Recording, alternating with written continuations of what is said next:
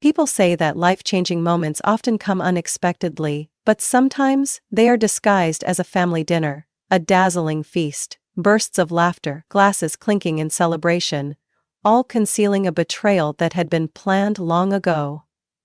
And I, Chloe Reynolds, the person who had spent a decade building this empire, was the only one left in the dark. My father, Richard Reynolds, had always been a tough businessman. He built Reynolds Logistics from the ground up, working tirelessly through years of hardship. But it was me, no one else, who took it from a regional shipping company to a $120 million corporation. Expanding it nationwide, modernizing operations, and securing multi-million-dollar contracts, I sacrificed my youth, skipped vacations, and put my personal relationships on hold, all to take this company to the top. And yet, on what seemed to be just another family gathering, my father spoke the words that made me an outsider. "Ethan will take over the company." The declaration struck me like a bolt of lightning in the middle of the dinner. I heard the congratulatory murmurs, the scattered applause, but everything around me suddenly blurred. I turned to my father, hoping I had misheard, but his face remained calm, his hand resting proudly on Ethan's shoulder. My younger brother. A knot tightened in my stomach. Ethan?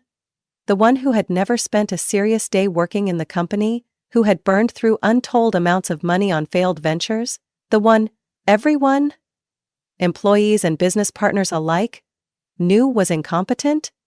And now, he was my replacement? I gripped my wine glass, my fingers tightening around the fragile stem. In that moment, I caught sight of my mother, sitting a few seats away, silently watching me. There was a flicker of hesitation in her eyes, but as always, she said nothing. She never did. I couldn't let them see me falter, not now. I took a deep breath, forced a perfect smile, and raised my glass. "Congratulations, Ethan." Ethan, always pretending to be humbly grateful, smiled at me. A smile I knew all too well. There was no gratitude in it, no appreciation. It was the smile of a man who had stumbled upon a gold mine without ever lifting a finger to dig. A man who had taken what was never his to begin with. The dinner carried on, conversations and laughter blending together, but I heard none of it. I could only see myself, 28 years old, freshly out of my MBA program, fighting every ounce of my father's skepticism, just to earn a place at the company. The girl who had once stood before the board of directors, proving every number, every strategy, just to be recognized. The girl who had once believed that if she worked hard enough, if she gave it her all, then one day her father would see her as the rightful heir. But what was the truth? No matter what I accomplished, no matter how high I elevated this company, in his eyes I was always temporary. No matter my achievements, the birthright would always go to his son. I had been cast aside from the very beginning. I set my glass down, my chest hollow with a cold emptiness. If this had been my father's plan all along, if he had made this decision years ago, then why had I wasted a decade of my life for this? No, I wouldn't be discarded so easily. I looked at Ethan, still basking in the congratulations, at my father, pleased with his decision, as if it were the most natural thing in the world, at the relatives and business partners who had once praised me but now turned to celebrate Ethan as if he had earned it. Did they think I would quietly step aside, accept this fate without a fight? They were wrong. They had no idea that I hadn't just spent 10 years building this company, I had spent 10 years ensuring I was worthy of my efforts. And tomorrow they would understand. I drove home in silence. Only the hum of the engine filled the confined space of my car, blending with the steady rhythm of my racing heart. The entire evening I had played my role flawlessly. A gracious sister congratulating her brother, a dutiful daughter not protesting, a composed businesswoman unfazed by change. But now, with no one watching, I felt the slow burning fury deep within me. Not the kind that erupted in anger, but the kind that was chilling, calm before the storm. Did they think I would simply accept this fate? They weren't mistaken. I stepped into my house, took off my coat, but didn't stop. I walked straight into my office, shut the door, and turned on the light. On my desk sat the laptop I had used for years to run the company. But tonight, it wouldn't be a tool for work. Tonight, it would be my weapon. I opened it and began digging into the documents I had long memorized but never had a reason to use. Until now. Contracts, shares, corporate bylaws. I had been working here since day one, back when the company struggled to land even the smallest contracts. I was the one who negotiated with investors, the one who single-handedly built the financial system that pulled the company back from the brink of bankruptcy. And I knew. My father never read the fine print. That was his biggest mistake. I opened a hidden folder on my computer, where I had stored every shareholder agreement over the years. One by one, my father had unknowingly handed me power he never realized he was giving away. The first time was in 2014, when the company needed urgent investment capital to expand operations. I invested my own money, securing 15% equity in return. The second time was in 2017, when the company faced a major lawsuit. To cover the costs, my father signed a collateral agreement, transferring another 10% of shares to me. And then in 2020, when the company was on the verge of being acquired by a larger competitor, I was the one who raised the defense fund, gaining another 10% equity in the process. I clicked on another file, the Internal Power Distribution Agreement. According to the corporate bylaws signed in 2016, any changes to the CEO position required approval from the majority shareholder. I double-checked the numbers. In total, I owned my original 35% stake, plus the 35% my father had unknowingly handed over through the years. I was the majority shareholder. Ethan thought he would walk into the executive office as the new CEO, that he would take control and run the company however he pleased. He had no idea that from the moment my father announced his decision, the battle had already begun. The clock ticked past 3 a.m., but I felt no exhaustion. Instead, an electrifying surge of determination coursed through me. I pulled open a drawer and retrieved another folder, a list of the board of directors. I knew not everyone on the board was loyal to me. Some had been with my father since the beginning, easily swayed by his words. But others cared about one thing only: profits. And I had delivered the highest profits in the company's history. I would give them a reason to stand with me. I scanned the list, marking those who could be persuaded and those I needed to approach first thing in the morning. I also reviewed every ongoing contract. Agreements that only I had the authority to approve. Ethan wouldn't be able to run this company without my support. And I wouldn't give it to him. I went over everything one last time. As the first rays of sunlight peeked through the window, I closed my eyes and took a deep breath. Did they think I would simply accept this? They were wrong. My father might believe he had the final say. Ethan might believe the company was his. But they had overlooked one crucial fact. I wasn't just an employee of this company. I owned it. And they were about to find that out. I stepped into Reynolds Logistics headquarters at exactly 8:45 a.m., just as I had every day for the past 12 years. But today, the atmosphere had shifted. The vast hallway with its polished marble floors remained unchanged, but the way people looked at me wasn't the same. Some quickly turned away, pretending to focus on their screens. Others exchanged hushed whispers, hesitation clear in their expressions. News of the power shift had spread, and everyone was waiting to see how I would respond. I gave nothing away. I walked straight toward my office, not Ethan's. The door closed behind me. I set my bag on the desk, sat down and powered on my computer. The critical files I had reviewed the night before remained on the screen, glowing in the early morning light. I took a deep breath, steadying my pulse. I was the one in control.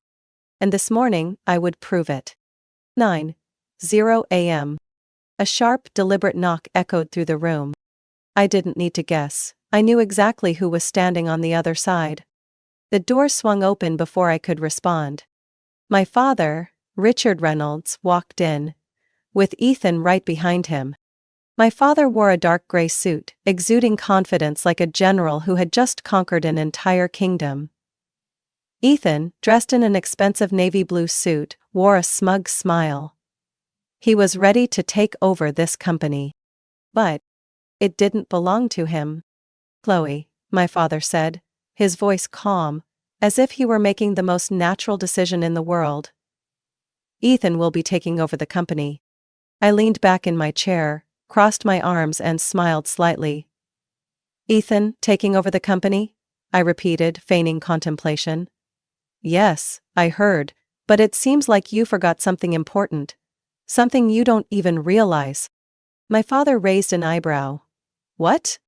Slowly, I reached for the remote on my desk and pressed a button. The large screen on the wall lit up, displaying a document with the title Shareholder Agreement and the signing date, July 10, 2016. My father's brows furrowed slightly. Ethan leaned forward, staring at the screen, but I knew he had no idea what he was looking at. I stood up, walked toward the screen, and ran my finger over a critical clause. All executive appointments including the CEO position must be approved by the majority shareholder. I turned back to them and spoke slowly, emphasizing each word. You cannot unilaterally hand over the company to Ethan without the approval of the majority shareholder. The atmosphere in the room shifted instantly. My father stiffened. Ethan, who had been grinning just seconds ago, now looked as if someone had punched him square in the face. Chloe, what are you saying? This isn't something you can decide on your own, my father said, his voice lowering, clearly trying to regain control. Isn't it? I tilted my head slightly, clasping my hands behind my back. Then let me clarify. I picked up another folder from my desk, walked over and placed it right in front of Ethan. This document shows my share ownership in the company. I pointed to the numbers. In total, I hold 55% of the shares. More than anyone, including you, Dad. My father stared at the document, his face paling. That's impossible. It's very possible, I cut in, and I have all the signed agreements and legal paperwork to prove it. I turned to Ethan, giving him a sharp, icy smile. You thought you could walk in here like a king and take everything, but there's just one problem. I let the words sink in. You don't have the right. Ethan snatched the folder angrily, flipping through the pages as if he could somehow find a mistake. But there was none. Chloe, what the hell are you doing? He snapped. Dad already made his decision, you can't just… You're wrong, I interrupted, my voice steady. I can, and I already have. My father narrowed his eyes, his hands clenching into fists. You really want to do this?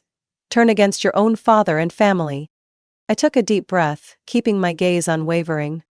No, Dad, you forced me into this, when you chose to ignore everything I've done. Ethan gritted his teeth. So what do you want? To kick me out of the company?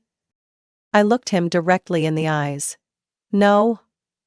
I'm giving you two choices. I held up one finger. 1, you stay on as an advisor with a generous salary. But you'll be working under me. I raised a second finger. 2, you leave. I'll buy out your shares at market value. You can take the money and… I try another failed venture. Who knows? Ethan's face flushed red with rage. You think you can just push me out like this? I shrugged. This isn't pushing you out. It's a fair deal. To protect my work and this company from falling into the hands of someone like you. Ethan clenched his jaw, then suddenly shoved the folder off the desk. This is insane, completely insane. He spun around, storming out of the office, slamming the door behind him. That left just me and my father. He stared at me for a long moment, silent. Finally, he let out a deep sigh, his voice filled with disappointment. You really have changed. You can't do this, Chloe. I held my gaze steady, unblinking. No, Dad, I'm just doing what needs to be done. My father didn't respond. He simply nodded, then turned and walked out of my office. As the door clicked shut, I let out a long breath. I had done it. But I knew this wasn't the end. I knew Ethan wouldn't walk away from a gold mine like this, and I knew my father, Richard Reynolds, wouldn't easily accept me running the company instead of Ethan. Nor would he accept losing to me. He was used to being in control, to having his decisions followed without question. The real battle was just beginning. Less than 24 hours after the confrontation in my office, I began to see the first signs of retaliation.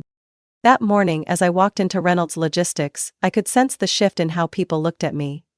Employees who once respected me now avoided my gaze. A few members of management hesitated before greeting me.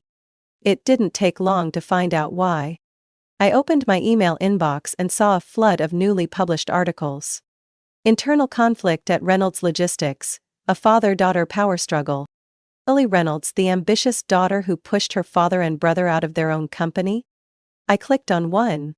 Every word had been carefully crafted to paint me as a greedy, ruthless woman, someone willing to betray her own father and brother for power.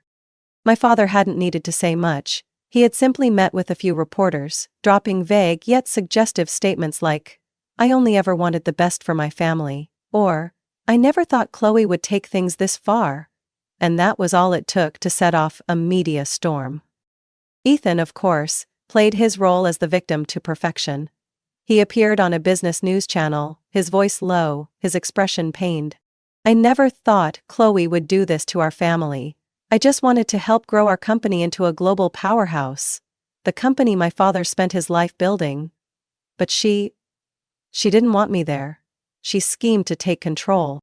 He was even better at this than I expected. For a brief moment, it almost seemed like even he believed his own lies. I didn't respond immediately. I knew this game. My father had been in business his entire life. He understood the power of the media, and he knew that in a battle like this, perception and reputation mattered more than the truth. If I reacted too soon, I would look defensive, like someone scrambling to justify herself. So, I waited. I let them have their moment in the spotlight, let them say whatever they wanted. Let Ethan play the wounded brother, let my father play the disappointed patriarch. And when the time was right, I made my move. 3 days later, a new article appeared on the front page of the Wall Street Business Review. The truth about Reynolds Logistics finances under Richard Reynolds. I had spent the entire night before working with one of the best investigative journalists I knew. I gave them everything. Hidden debts, near bankruptcies caused by my father's poor decisions, shady transactions that I had spent years fixing. The article laid it all out. Under Richard Reynolds' leadership, the company faced the threat of bankruptcy at least 3 times. Financial mismanagement cost Reynolds Logistics millions, forcing Chloe Reynolds to step in, restructure the company, and invest her own money to keep it afloat. Ethan Reynolds has never held a significant executive position within the company, yet was being positioned to take over despite having no relevant experience. Chloe Reynolds did not steal the company, she saved it. Within hours, the entire narrative changed. The investors who had been waiting to see how things played out now had a reason to side with me. The board of directors, shaken by my father's rumors, was now starting to ask the real question. Did they really want to return to the chaos under Richard Reynolds? Ethan was silent. So was my father. They could no longer use the media as a weapon against me, because I had turned their own narrative against them. 2 days later, I received a call from my father. I stared at the phone screen, letting it ring 3 times before answering. "Dad," I said, my voice calm.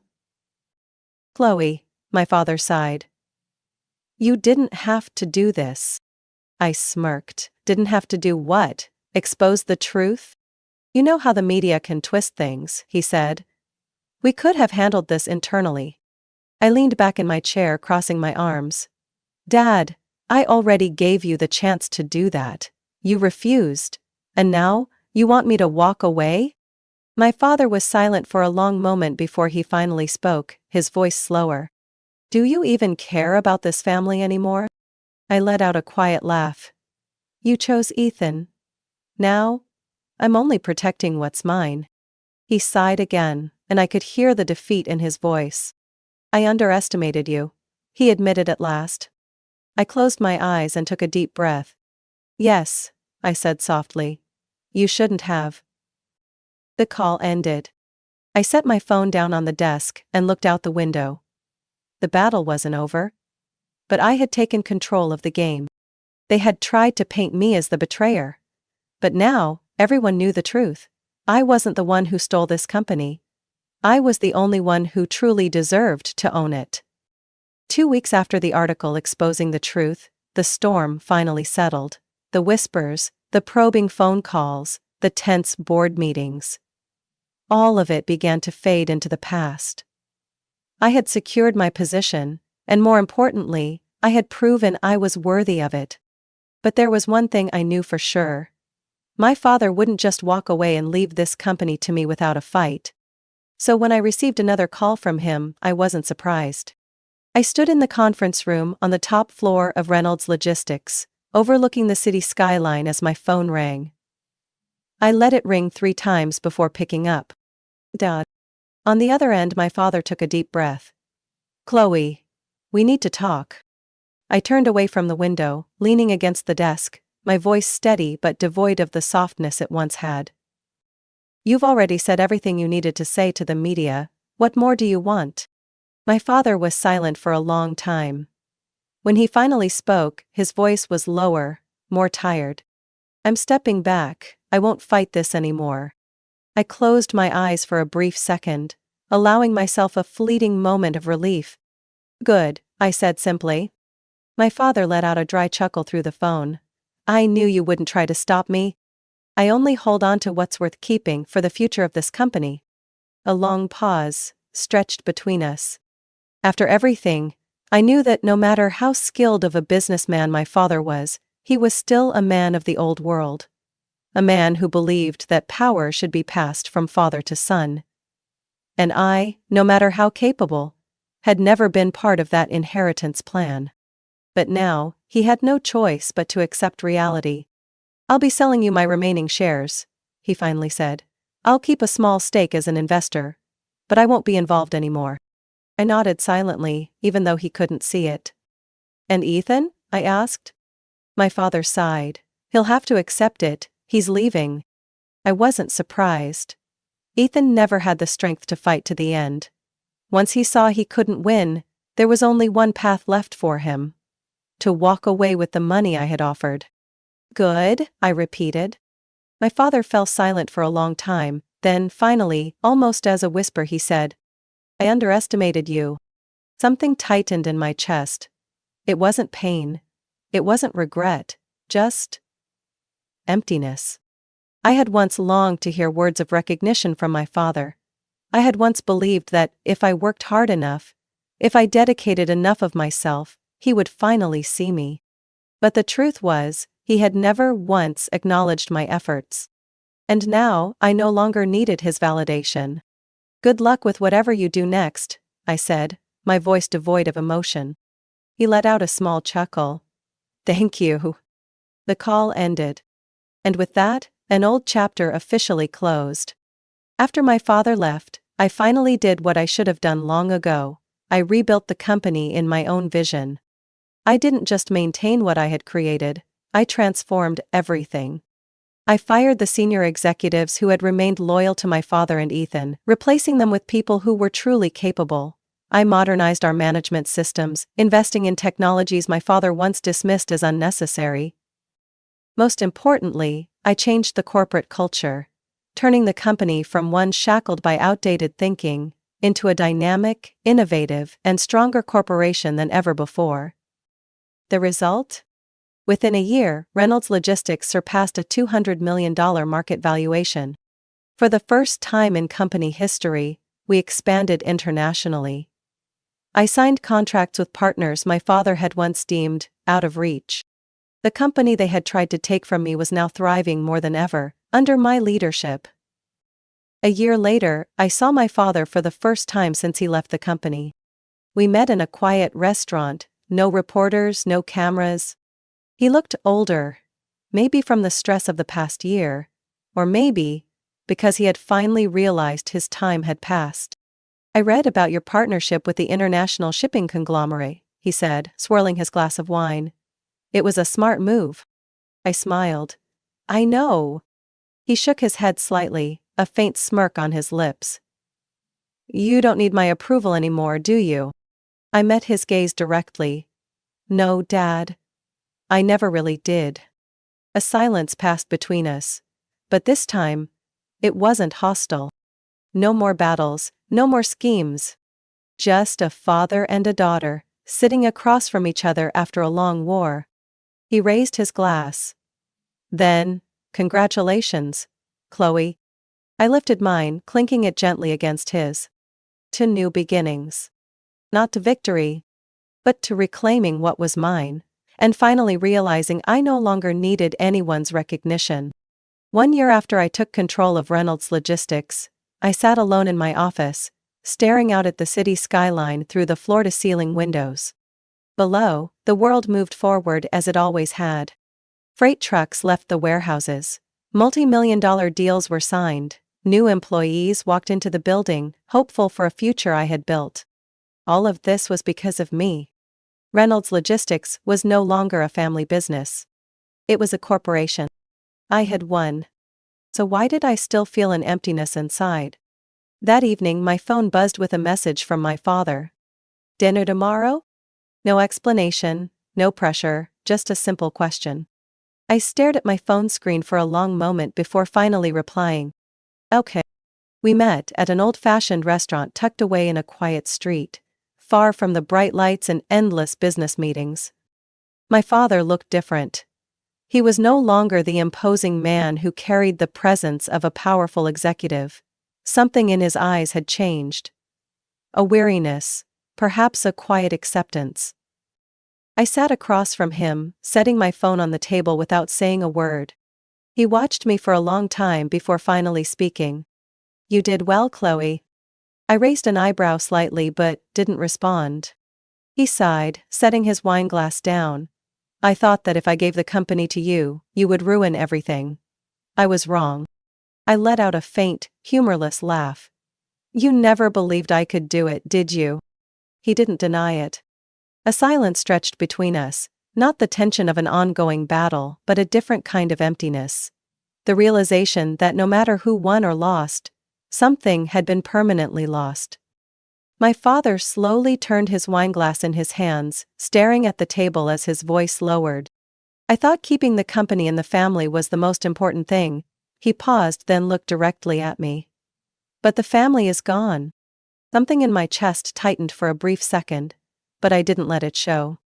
Family isn't a company, Dad, I said, my voice steady.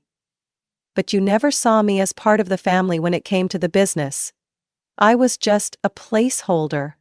Until Ethan was... ready. He didn't refute it. A part of me wanted him to apologize, to hear him say clearly that he had been wrong, that he regretted never seeing me as his rightful heir from the beginning.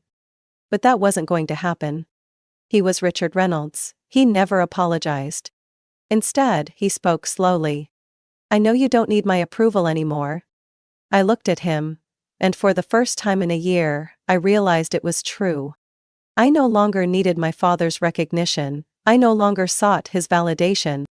I had spent a decade trying to prove my worth to him. But in the end, the only person I ever needed to prove my worth to was myself. I leaned back in my chair, taking a deep breath. I built this company my way, Dad, I said calmly. I took it further than you ever imagined. And I'm not stopping. My father nodded slowly. I know. We said nothing more.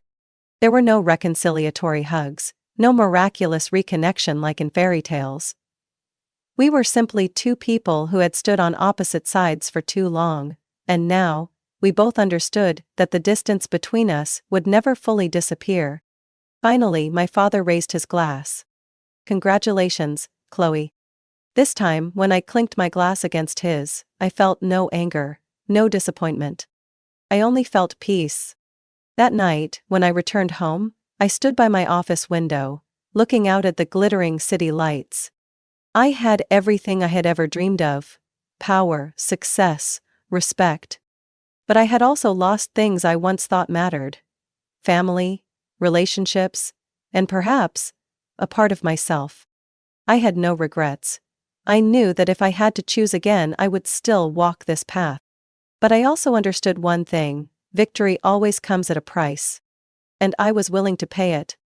I lifted my glass of wine, staring at my reflection in the glass window. I was no longer Chloe Reynolds, the daughter seeking her father's approval. I was Chloe Reynolds, the woman who had proven her worth. And that, to me, was more than enough. Chloe Reynolds' story is not just about a battle for corporate control, it is a journey of self-worth in an environment filled with bias.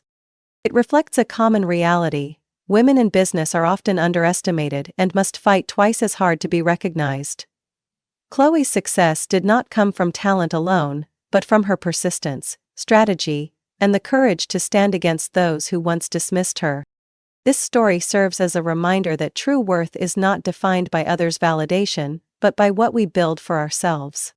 What do you think about Chloe Reynolds' journey? Did she do the right thing by fighting for what was rightfully hers, or did she lose too much in the process? Share your thoughts in the comments. And don't forget to follow the channel for more powerful stories about life and family. My mother rarely texts me, but yesterday there was a message from her. I knew something was wrong the moment I saw it.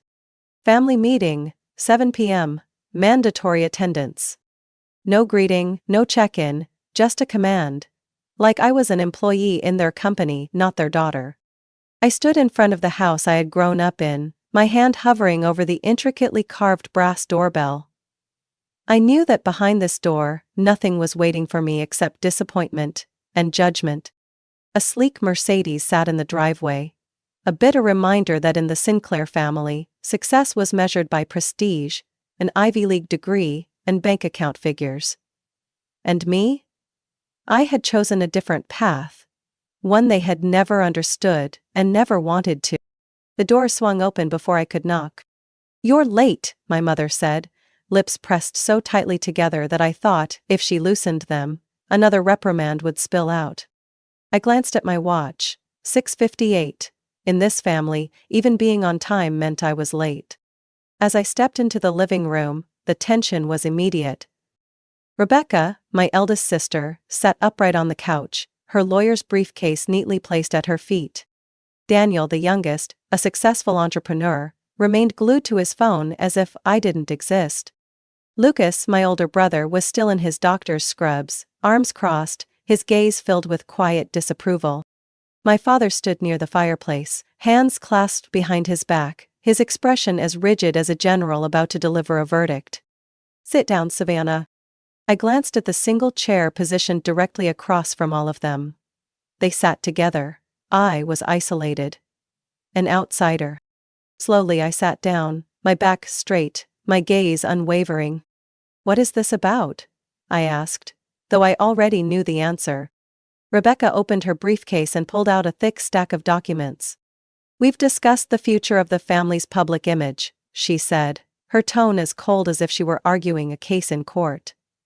"And we've come to a necessary decision. A decision in the best interest of maintaining the family's professional legacy, dating back to your grandparents," my mother added, sitting close to Lucas as if seeking his silent approval. I picked up the document, scanning the dense lines of text. I didn't need to read carefully to catch the key phrases. Termination of family relations. Forfeiture of inheritance rights. Severance of all financial ties. A dry laugh escaped me, breaking the heavy silence. "You're disowning me." I looked at each of them, daring them to deny it. "This isn't personal," Daniel finally spoke, his voice indifferent. "It's just business. It wouldn't be ideal if my associates found out I had a sister working in that kind of profession." "Business?" I raised an eyebrow. "I'm your sister, how is this not personal?" My father sighed, shaking his head. "Your lifestyle reflects poorly on this family. That so-called job of yours is a business," I cut in. "Is a joke," Lucas interjected. "Everyone at the hospital knows I have a sister who makes cheap crafts. That does nothing for my reputation." My fingers tightened around the stack of papers. I had grown used to their judgment, their disappointed sighs. But I had never expected them to actually cut me out. My mother spoke, her tone softer, but laced with the same underlying contempt.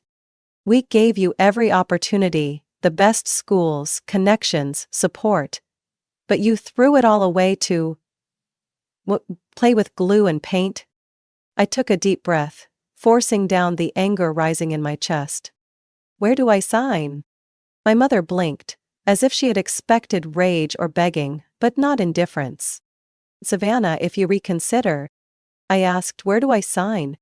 Rebecca hesitated, then pointed to the bottom of the page. 10 minutes later, it was done. As I set the pen down, an eerie lightness filled my chest, the feeling of breaking the last chain that had bound me. "I hope you understand," my father said as I stood up. "This is what's best for the family, for our image." I paused at the door, turning to look at them one last time. "The funny thing is, you've always been afraid that I would tarnish the family's name. But not one of you ever actually knew what I've built. Or what I will become." My mother opened her mouth to speak, but I held up a hand. "You chose to cut me off, now live with that choice." The door clicked shut behind me, too softly for the weight of what had just happened. I stepped into the cool night air, taking a deep breath. I was sad, but I couldn't say it out loud. I got into my car, my hands trembling as I wiped away the tears that had already fallen. The family I had loved, had fought to be a part of, had abandoned me. But I would show them. I would prove them wrong. 3 days later, I sat in my workshop, slowly stirring the glossy finish on a wooden sculpture made from reclaimed materials. I had worked through the night to complete it, not because of a deadline, but because I didn't want to think. "They really did that to you?" Lena's voice, my best friend and long-time business partner, pulled me from my daze. She set a cup of coffee on the table, her brown eyes burning with outrage. "Not only did they disown me, but they made sure I had no financial ties left with them," I said, my voice eerily calm. "And you just signed without a fight?" Lena gaped. I shrugged. What was there to fight for? If they were so eager to cut me off, then I had no reason to stay, tied to that cold, lifeless house. Lena shook her head, about to say something, when the workshop door burst open. Ethan, my business partner, stormed in like a whirlwind, his laptop clutched tightly in his arms. "Savannah, you need to see this, now." "Another order issue?" "No, a huge opportunity." Ethan set the laptop on the table, spinning the screen toward me. On the homepage of Living in Style, a headline blazed across the screen. "The young artist transforming sustainable interior design. Meet Savannah Sinclair." I blinked, unable to believe what I was seeing. Did they just publicly call me an artist? Lena practically screamed in excitement. "Not just that, you're also recognized as a pioneer in the recycled interior design movement." Ethan tapped his fingers on the table. "That's not all. Do you know who shared this article?" I shook my head. "Business Forward." I froze. "The top business magazine?" "Exactly, and they want you on the cover of their next issue." I looked at Ethan, then back at the screen. My heart pounded. I had always believed in my work, but I never imagined it would gain this level of recognition. "Are you going to do it?" Lena asked, hope shining in her eyes. I took a deep breath. Of course. The article about me spread like wildfire. Within a month, my workshop's revenue skyrocketed 50-fold. Orders flooded in from everywhere, even internationally, from small boutique stores to high-end luxury brands. A prestigious recycled furniture chain reached out, wanting to collaborate on an exclusive collection. My company had transformed overnight in ways I never could have imagined. I was constantly meeting clients, signing contracts, and expanding my business. I had truly built something of my own, a growing empire. And then, my phone started buzzing with names I never expected to see. "Dad." I stared at the screen. His message was brief. "Call me." I didn't reply. A moment later, my phone vibrated again. "Rebecca. We need to talk. Call me when you have time." I scoffed. When they signed the papers to cut me off, did any of them think this day would come? Another message? "Lucas." I read the article. "Congratulations. Mom and Dad want to see you." I didn't reply to any of them. Instead, I checked my schedule. Tomorrow morning, I had a cover shoot for Business Forward. After that, I was meeting with a well-known TV producer who had invited me to The Today Show to talk about my journey. My family could wait. Because this time, I was the one in control. I always knew this day would come. With my relentless hard work, it was inevitable. 3 days after my Business Forward interview was published, my phone wouldn't stop buzzing. First, a message from Rebecca. "We need to talk, it's urgent, call me as soon as possible." I didn't respond. Then, from Lucas. "Savannah, Mom and Dad want to see you, they said it's a family matter." A family matter. How ironic. When they signed me out of their lives, did they consider me family, then? I put my phone down and went back to work. But, less than an hour later, it rang again. Dad. This time, I slowly picked it up and read the message. "Dinner at home. 7 p.m. on Sunday, the whole family will be there. We need to talk, sweetheart." No greeting, no small talk. Just another command. Like I was still their obedient daughter. But this time, my father had called me sweetheart. I set my phone down, thinking for a moment. Then, I typed a short reply. "Okay." I didn't arrive early. This time, I made sure to show up exactly at 7 p.m. As I stepped onto the front porch, I noticed that nothing had changed. The same familiar Mercedes parked in the driveway, the perfectly trimmed hedges, the spotless white paint. A picture of success they had always worshipped. I raised my hand to ring the doorbell, but the door opened before I could touch it. My mother stood there, her eyes slightly puffy as if she had been crying, but her voice remained composed. "Savannah, you're here." Her greeting felt strange. I didn't respond. I just walked inside. The living room was eerily silent. Rebecca, Lucas, Daniel and my father were all seated, just like the day they cast me out. But this time, there was no disdain, no judgment. My father cleared his throat, breaking the silence. "Everyone sit down, we have something to discuss." I glanced around, then slowly took my seat. This time I was no longer the weak one. I was far more confident. "Why am I here?" I asked, crossing my arms. Rebecca was the first to speak. "My company is in trouble." I wasn't surprised. "The car company?" I scoffed. "It was doing fine when I left, wasn't it?" Lucas shifted uncomfortably in his seat. "We're having issues with our loans. The auto industry is changing and we're falling behind." "So what do you want from me?" I asked bluntly.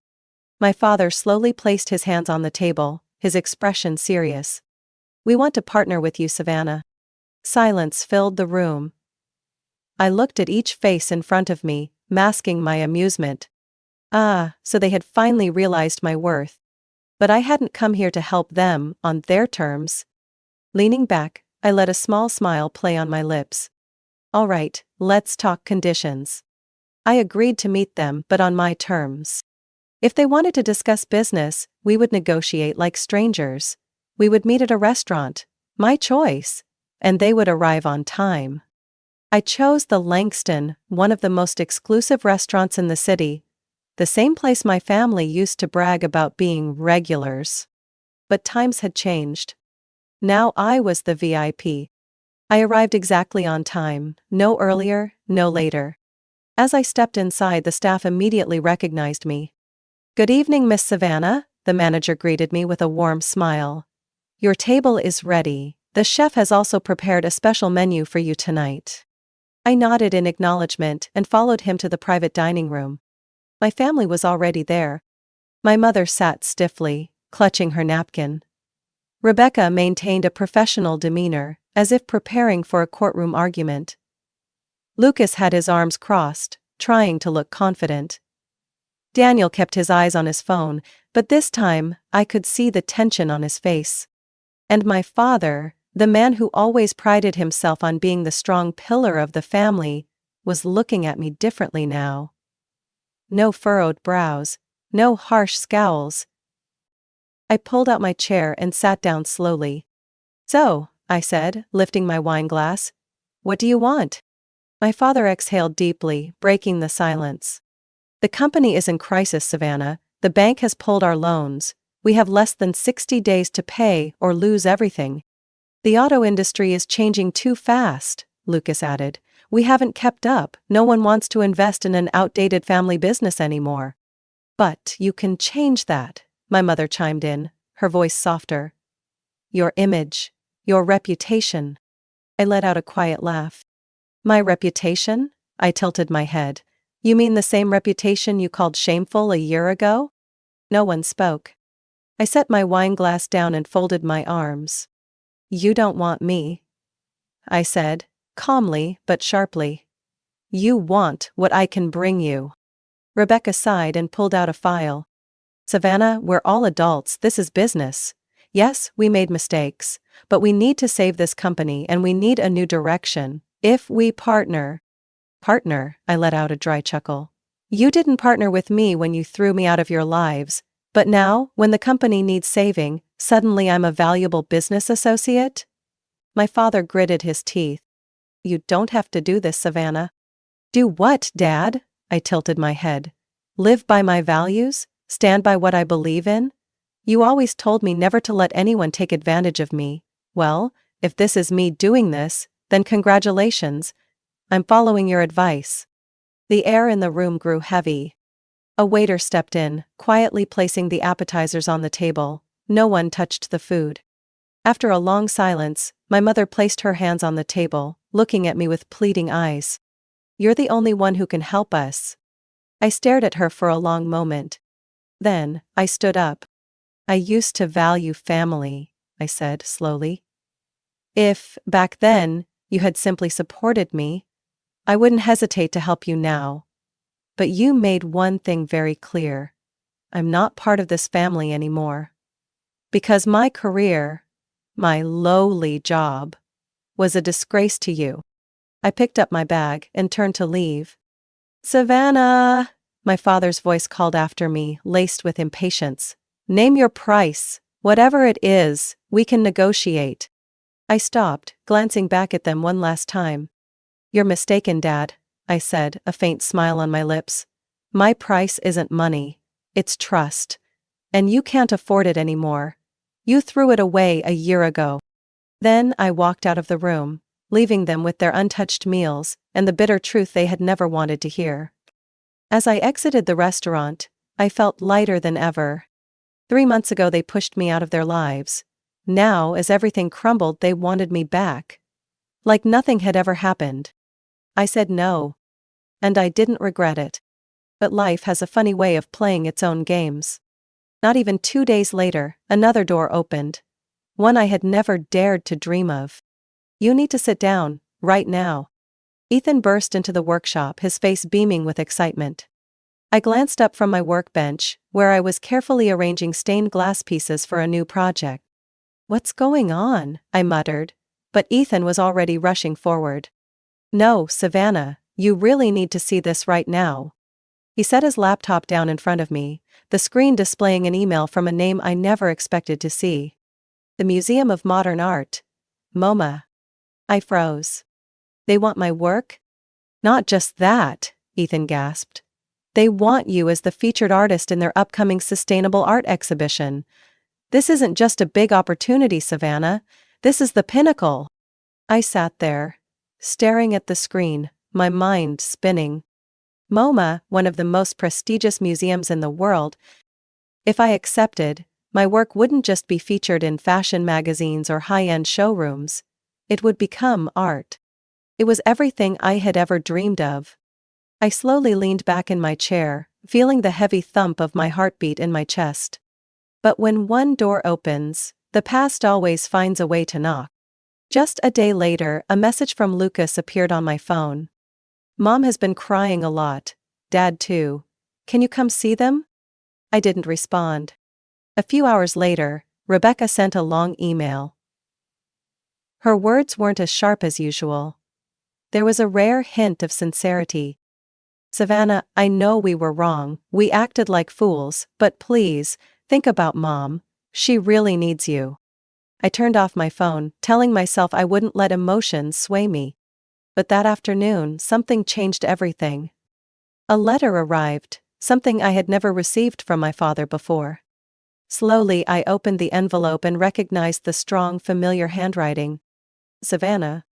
I've written this letter dozens of times, but there is no way to make it perfect, no way to justify what I've done. I was wrong. About everything. You have always been the strongest one in this family, not because of your success or fame, but because you had the courage to choose your own path, despite everything. It took me too long to realize that. And maybe, I don't deserve to have you back. But if you can give me a chance to make things right, I would be grateful. Love. Dead. I clenched the letter in my hands, feeling something I had never felt toward my father before. Authenticity. I spent the entire night thinking. I wasn't the girl who needed my family's approval anymore, but if I were to help them, it would be on my terms. So the next morning, I sent a single message to my father. We will have a short conversation, but this time, on my conditions. The family meeting took place in a hospital room. A setting none of us had ever imagined would be the backdrop for such a pivotal moment. My mother had been admitted due to stress and exhaustion. According to the doctor, rest was what she needed most. But even from her hospital bed she gripped my hand, tears sliding down her face. You came, she whispered, her voice hoarse with fatigue. I nodded but said nothing. The others sat around a small conference table outside her room. My father, Rebecca, Lucas, and Daniel, all waiting for my decision. I opened my briefcase and placed a stack of papers on the table. If I help you, these are my terms. I looked at each of them. No one objected. They knew they had no room to negotiate. I tapped the documents with my pen. Sinclair Auto will cease to exist. It will be rebranded as Sinclair Electric. A sustainable electric car brand incorporating recycled art into its design and showrooms. Lucas raised an eyebrow. What do you mean? I met his gaze. The world is changing, Lucas. You were too slow to adapt. If this company wants to survive, it has to become something entirely new. And I'm the one who will make that happen. I pointed to the first line of the contract. I will be CEO. I will hold 51% ownership and have full executive control. None of you will have the authority to interfere. Rebecca frowned. But no buts, I cut her off. Dad will hold the title of honorary advisor, but he will have no decision-making power. And the rest of you, I glanced at Lucas, Rebecca, and Daniel, will only have shares based on actual contributions. No one gets privileges just because they're family. My father was silent for a long time. Then finally, he nodded. That's fair. I raised an eyebrow, surprised at how quickly he accepted. Then I realized he had no other choice. On last condition, I continued, looking at each of them. If we do this, then the past ends here. No one gets to call me the disgraceful child, or the family betrayer anymore. If you want my help, then you acknowledge that I was never the problem. You were. Silence filled the room. My mother's eyes welled with fresh tears. My father sat deep in thought. The first to break the silence was Rebecca. You're right, she sighed. We were wrong. Lucas lowered his head. I was too arrogant to see what you were doing. But now, I understand. Daniel gave a small nod, no longer wearing his usual indifference. Finally, my father reached for the contract. Hand me the pen. I looked at him, seeing the exhaustion in his eyes, but also acceptance. I passed him the pen, and one by one, my family signed the agreement they never thought would happen. And at that moment, I knew. I truly held the power in the very family that once cast me out. 1 year later, I walked through the towering glass doors of Sinclair Electric, now one of the fastest-growing sustainable electric vehicle brands in the country. The showroom lights reflected off the latest car models. The company didn't just survive, it thrived. We had secured a major partnership with one of the largest battery manufacturers, giving Sinclair Electric vehicles a range that outperformed the competition. Our showrooms weren't just places to buy cars. They were immersive art spaces, showcasing the intersection of technology and creativity. Everything operated exactly as I had envisioned. And my family had finally found their rightful places. Rebecca left her high-stress legal career to become the company's chief legal officer, a role where she felt useful without drowning in endless lawsuits. Lucas, the same person who once mocked my work, now led the development of an electric medical vehicle fleet, ensuring hospitals had environmentally friendly transportation. Daniel, the one who never cared about anything, was now heading research and development, using technology to optimize vehicle efficiency. My father remained an honorary advisor, but he no longer made the decisions. For the first time in our lives, we were actually working together. That evening we gathered at my art studio, the place where everything began. On the table sat a small box. Inside it were the very papers that had once ruined me. I picked up one, a copy of the family disownment agreement, the document they forced me to sign a year ago. "What do we do with it?" Lucas asked, his voice more serious than I had ever heard. I reached for a lighter. "We burn it." No one objected. One by one we tossed the papers into the kiln, letting them turn to ash. A declaration that the past would never return. As the embers cooled, I gathered the ashes into a small dish and carried them to the glass furnace. "Now, let's turn it into something beautiful." I took a molten glass rod, dipped it into the ashes, and began shaping. Under my hands, a new sculpture was born, a small abstract piece representing a family. Not perfect, not symmetrical, but real and strong. My mother placed a hand over her heart, tears streaming down her face. "It's beautiful, Savannah." I nodded, feeling lighter than ever.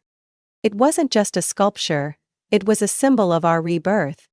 I placed it at the center of Sinclair Electric's main showroom. It stood there, illuminated by LED lights, a reminder that sometimes what is broken can be reshaped into something even more beautiful.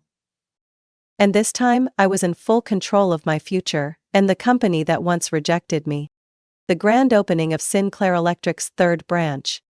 The launch was more spectacular than anything I had ever imagined. What was once an outdated family car company had now become a symbol of innovation and sustainability, attracting not just eco-conscious customers, but some of the biggest investors in the industry. Our new showroom was an open-concept space where technology and art intertwined. Sleek electric vehicles stood beside handcrafted sculptures made from recycled materials. A massive glass wall reflected the light from chandeliers, constructed from the salvaged metal of old car models, creating an atmosphere that was both modern and soulful. The showroom was packed. Journalists, business leaders, and even those who once doubted Sinclair Auto's future now stood before me, marveling at its transformation. I stepped onto the small stage, microphone in hand, looking out at the crowd, and more importantly, at my family, standing in the front row. "A year ago, no one believed this company could survive," I said, my voice carrying through the grand space. "But today, we're not just surviving, we're redefining the industry. And it's all because we had the courage to embrace change." My eyes met my father's, the same man who once dismissed me as a failure. He gave me a small nod, not the rigid approval of a traditional businessman, but something far more meaningful. "Pride." I continued. "I want to thank everyone who believed in this vision, my team, our investors, and my family. Yes, we've made mistakes, but we've learned that sometimes, what matters most is not where you started, but where you choose to go." A wave of applause erupted. And I knew I had done it. The post-hunt party took place in the courtyard of the showroom, with twinkling lights reflecting off the glass surfaces of the new electric car models. I stood by the bar sipping my wine as Rebecca approached. "This time you really won," she said, a small smile forming on her lips. "It's not about winning," I shook my head, glancing toward the showroom, where Lucas was presenting the new medical vehicle line, while Daniel discussed battery technology with a group of young engineers. "This time we got it right." As the night came to an end, my family gathered beneath the glass family sculpture, the piece I had created from the ashes of the disownment papers. My father lightly touched the sculpture, his gaze distant. "It took me years to understand your true worth," he said, his voice quiet. "But now I know. You never had to prove anything to me. I was the one who needed to prove myself to you." I gave him a soft smile. "You already have." For the first time, I felt truly at peace. I had my family, but this time, it was on my terms. And for the first time in my life, I knew that I wasn't just building a company, I was building a legacy. Savannah's story is not just about creating a business empire. It's a powerful lesson in self-worth, forgiveness, and the strength of reinvention. She was cast aside by her family, but instead of breaking, she turned her pain into fuel for success. In reality, many people have been underestimated, rejected for not following the traditional path, but true success doesn't come from pleasing others. It comes from staying true to yourself. And sometimes, the best revenge isn't resentment. It's living a life you are proud of. Savannah's journey is a testament to the power of resilience and independence. What do you think of her story? If it were you, would you forgive and help your family after everything? Share your thoughts in the comments, and don't forget to follow the channel for more gripping and inspiring stories about family and life. Why is she here? My mother's voice hissed through the grand foyer. Icy, sharp, like a blade slicing straight into my chest. My father didn't even bother to turn around. My sister Vanessa stood beside him, arms crossed, lips curled into a smirk that was half contempt, half amusement. No one said my name. Not a single glance acknowledged me as a person with a face, a past, or feelings. My very presence was enough to make all three of them turn away, as if I were something filthy, out of place, and needed to be removed immediately. I still remember the day they kicked me out of the house. Winter, the year I had just turned 17. The ground was frozen, the wind sliced like knives, and I stood shivering in front of the colonial-style mansion I had once called home. In my hand was a torn backpack, filled with a few old clothes, and $14.82. There was no good luck. No goodbye hug. No one walked me out. My mother, Deborah Hayes, stood behind the curtain, a glass of red wine in her hand. Her eyes blank as if I were a debt finally paid. My father, Richard Hayes, said only one sentence. "You're grown now, Amelia. Go take care of yourself." It all happened in a matter of minutes.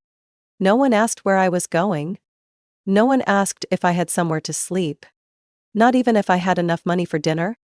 Vanessa stood at the bottom of the stairs, phone in hand, filming me as I carried my bag out the door like it was some sick form of entertainment. She was 3 years younger than me, the golden child in my parents' eyes. Always right, always loved, always forgiven. And me. Just a shadow on the sidelines. I walked away from the house without looking back. I was afraid, if I did, I'd beg. But I had promised myself. I would never kneel to people who once called me a living disappointment. That night, I walked nearly 5 miles to downtown Fairview, where a 24/7 convenience store stayed open. I curled up behind an old bus stop, wrapped in a thin hoodie.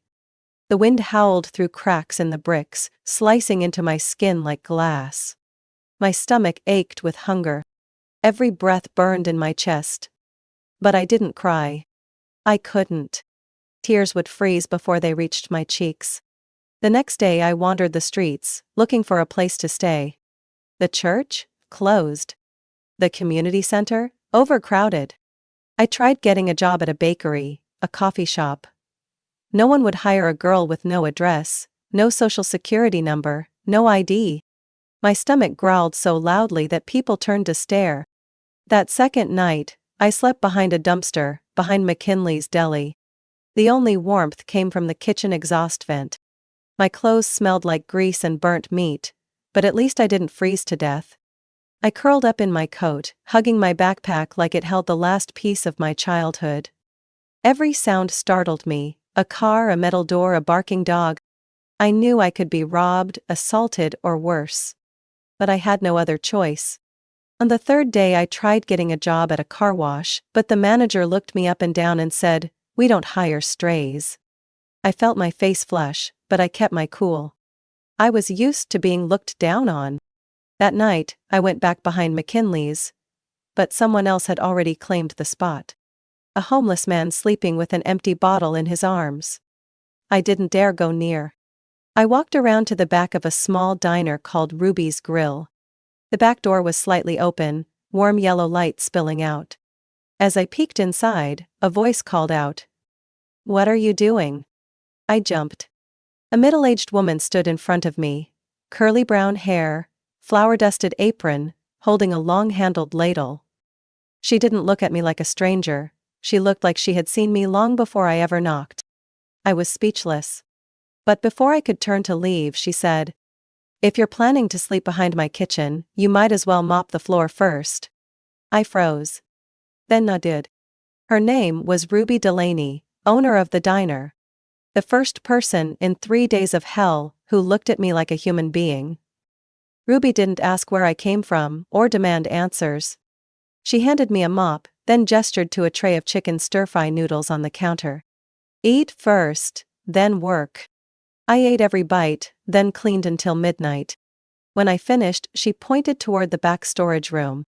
"There's an old mattress in the corner, not the cleanest but better than the floor." I nodded, fighting back the tears threatening to spill. For the first time in 3 days, I had a hot meal and a place to sleep, without rats. I pulled my hoodie over my head, lay down on the stiff mattress, and exhaled slowly. No one knew where I was. My family was probably having dinner in a warm room by the fireplace, while I, Amelia Hayes, was sleeping beside a stack of storage boxes in a tiny diner. But I was alive. And I wasn't going to break.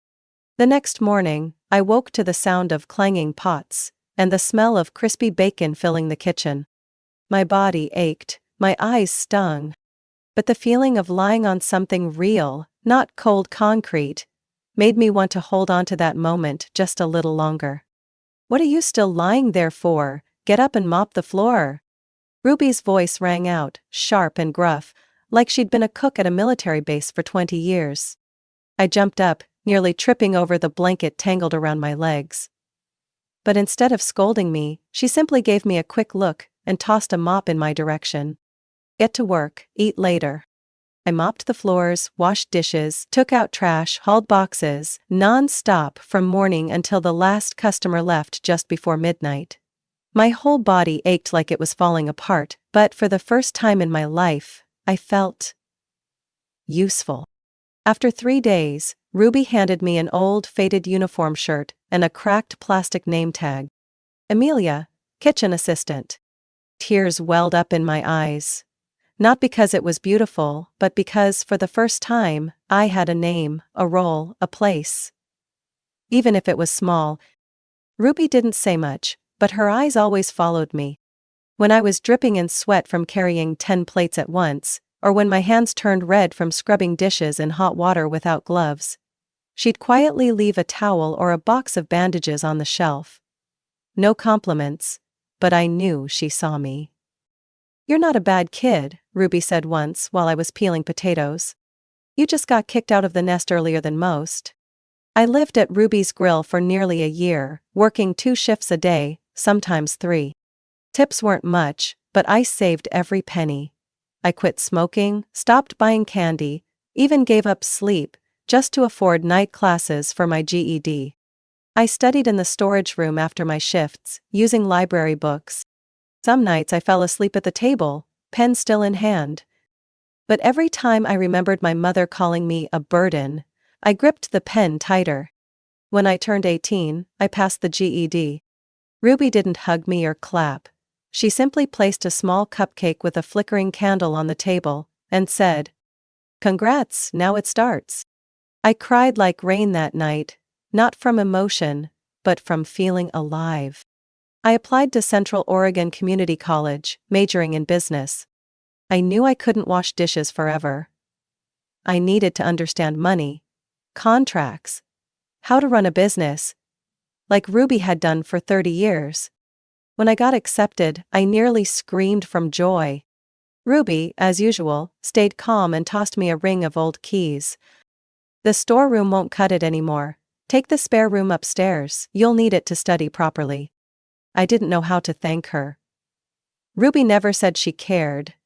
But she gave me a home, a job, and most importantly, a second chance. I studied during the day and worked at night. Some days I slept only 3 hours. But I didn't stop. I wouldn't allow myself to slack off. I carried a quiet rage inside me, at my parents, at Vanessa, and at the way the world once looked at me like I was trash. 2 years later, I graduated in the top 5 of my department. At the ceremony, I wore a navy blue gown and a trembling cap as I walked across the stage. No family came. No one took photos. But I recorded it, and watched it over and over again, reminding myself, "You made it through, Amelia."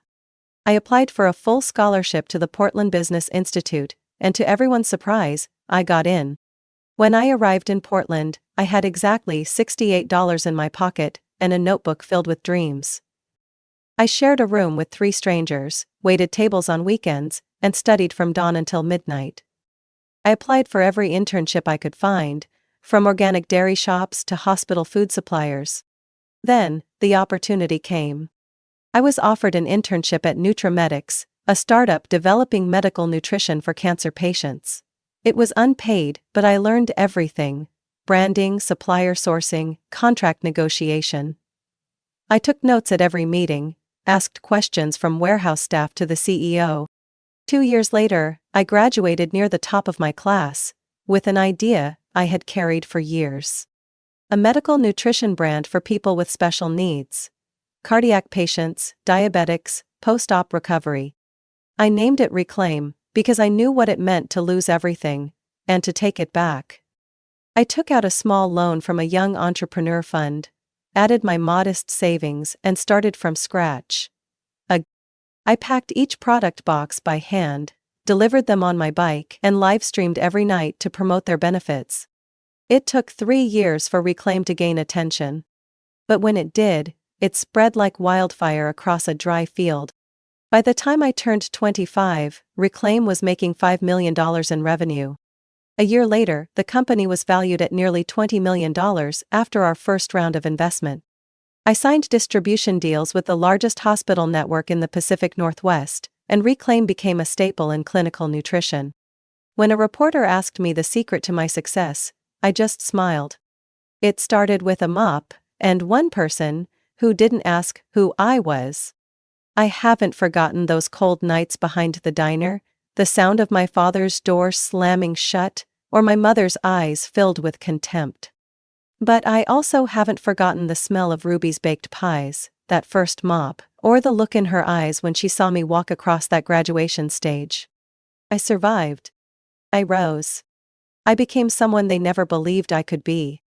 The scent of wine, expensive perfume, and white orchids filled the ballroom at the Ashbury Grand Hotel. The crystal chandeliers cast a glow across my burgundy evening gown, creating the exact kind of cold brilliance I wanted. Because tonight, I wasn't just attending an engagement party. I was present in a way they never imagined I could be. 9 years. 3,385 days since the night they threw me out like a stray dog. And now, I was back. Walking across the marble floors among the well-dressed crowd. As if I had never been broken. As if I had never slept beneath a diner's kitchen stove. 1/2. The music stopped, in a single beat. The first eyes I met weren't my mother's, or Vanessa's, but Lucas Reed's, my sister's fiancé. He stood frozen, champagne glass trembling in his hand. His mouth parted slightly, as if he'd just seen a ghost from the past. I gave him a faint smile. One as cold as early winter. "Oh, look who decided to show up," my mother, Deborah Hayes, said. Her voice cracked like a whip across the hall. "The girl actually found her way here?" All eyes turned toward me. Vanessa, the very glimmering diamond in my mother's eyes, wore a cream-white engagement gown, her arm wrapped around Lucas's, her face lifted, like a 20-year-old queen. "You're not on the guest list," she hissed, her voice rising over the murmurs. Get out before you ruin my engagement party. I didn't say a word. The sharp click of my heels echoed against the marble floor as I stepped forward, each sound like a countdown. Richard, the man legally recorded as my father, stood by the bar. He glanced at me once, then turned away, sipping his drink like I was nothing more than a fly in his line of sight. Perfect. Still the same old family, arrogant, dishonest, and so assured I would forever be that pitiful 17-year-old they left in the snow. I stared straight at Vanessa. I didn't blink. Surprised to see me? I said, my voice calm like a knife sliding from its sheath. What are you even doing here? Vanessa laughed with disdain. Looking for free food? A few guests nearby began whispering. I saw a young woman glance at her friend, hand over her mouth. Some of the older men stopped smiling, leaning in to listen. I came to say congratulations, I replied, pulling a black envelope sealed with red wax from my clutch. I handed it to Lucas. Because you deserve to know who you're marrying. Lucas took it, confused, but opened it anyway. As his eyes skimmed the contents, I watched the color drain from his face. His jaw tightened. His fingers clenched the envelope until it nearly crumpled. Vanessa, he said, each word forced through his teeth. Tell me what the hell this is. It's just garbage she made up, Vanessa shrieked, trying to snatch the paper from his hand. I folded my arms. It's a transcript from Oregon State Medical School. Clearly states, Vanessa Hayes dropped out in her second year. Never graduated, let alone became a doctor. The room erupted. Gasps, stunned murmurs, even a few mocking laughs filled the air. My mother's eyes narrowed like she wanted to burn me alive on the spot. She stepped forward, pulling Vanessa behind her, her voice like needles. That's enough. We don't need to hear any more of this filth. You have no right to be here, Amelia. I looked her straight in the eyes and gave a soft smile. You should know something, Mother. I never speak unless I have proof, and… I slowly reached into my clutch again. This is a certified scan from the university's administrative office, signed and sealed. Lucas stared at Vanessa like he didn't know her. He removed the engagement ring, his hands trembling. You lied to me, about everything. I didn't want you to think I was a failure, Vanessa cried, grabbing his arm. I thought you were real, Lucas said, pulling away. But you're just a knockoff trained by your mother since birth. My mother tried to remain composed, but I saw her neck tense, her pulse twitching beneath her skin. I turned to Richard, still standing there, silent. Still not saying anything, still turning away when things get ugly just like you did 9 years ago? He didn't respond. He just tightened his grip on his glass until it cracked. I lifted my chin and scanned the lavish ballroom. This space my family once believed was worthy of a perfect wedding. The expensive perfume couldn't mask the stench of rotting lies. Satin dresses, tailored suits, fake smiles, just masks over a family decayed from the inside out. You should be thankful, I said, my voice like wind gliding across glass. Because tonight, this is only the beginning.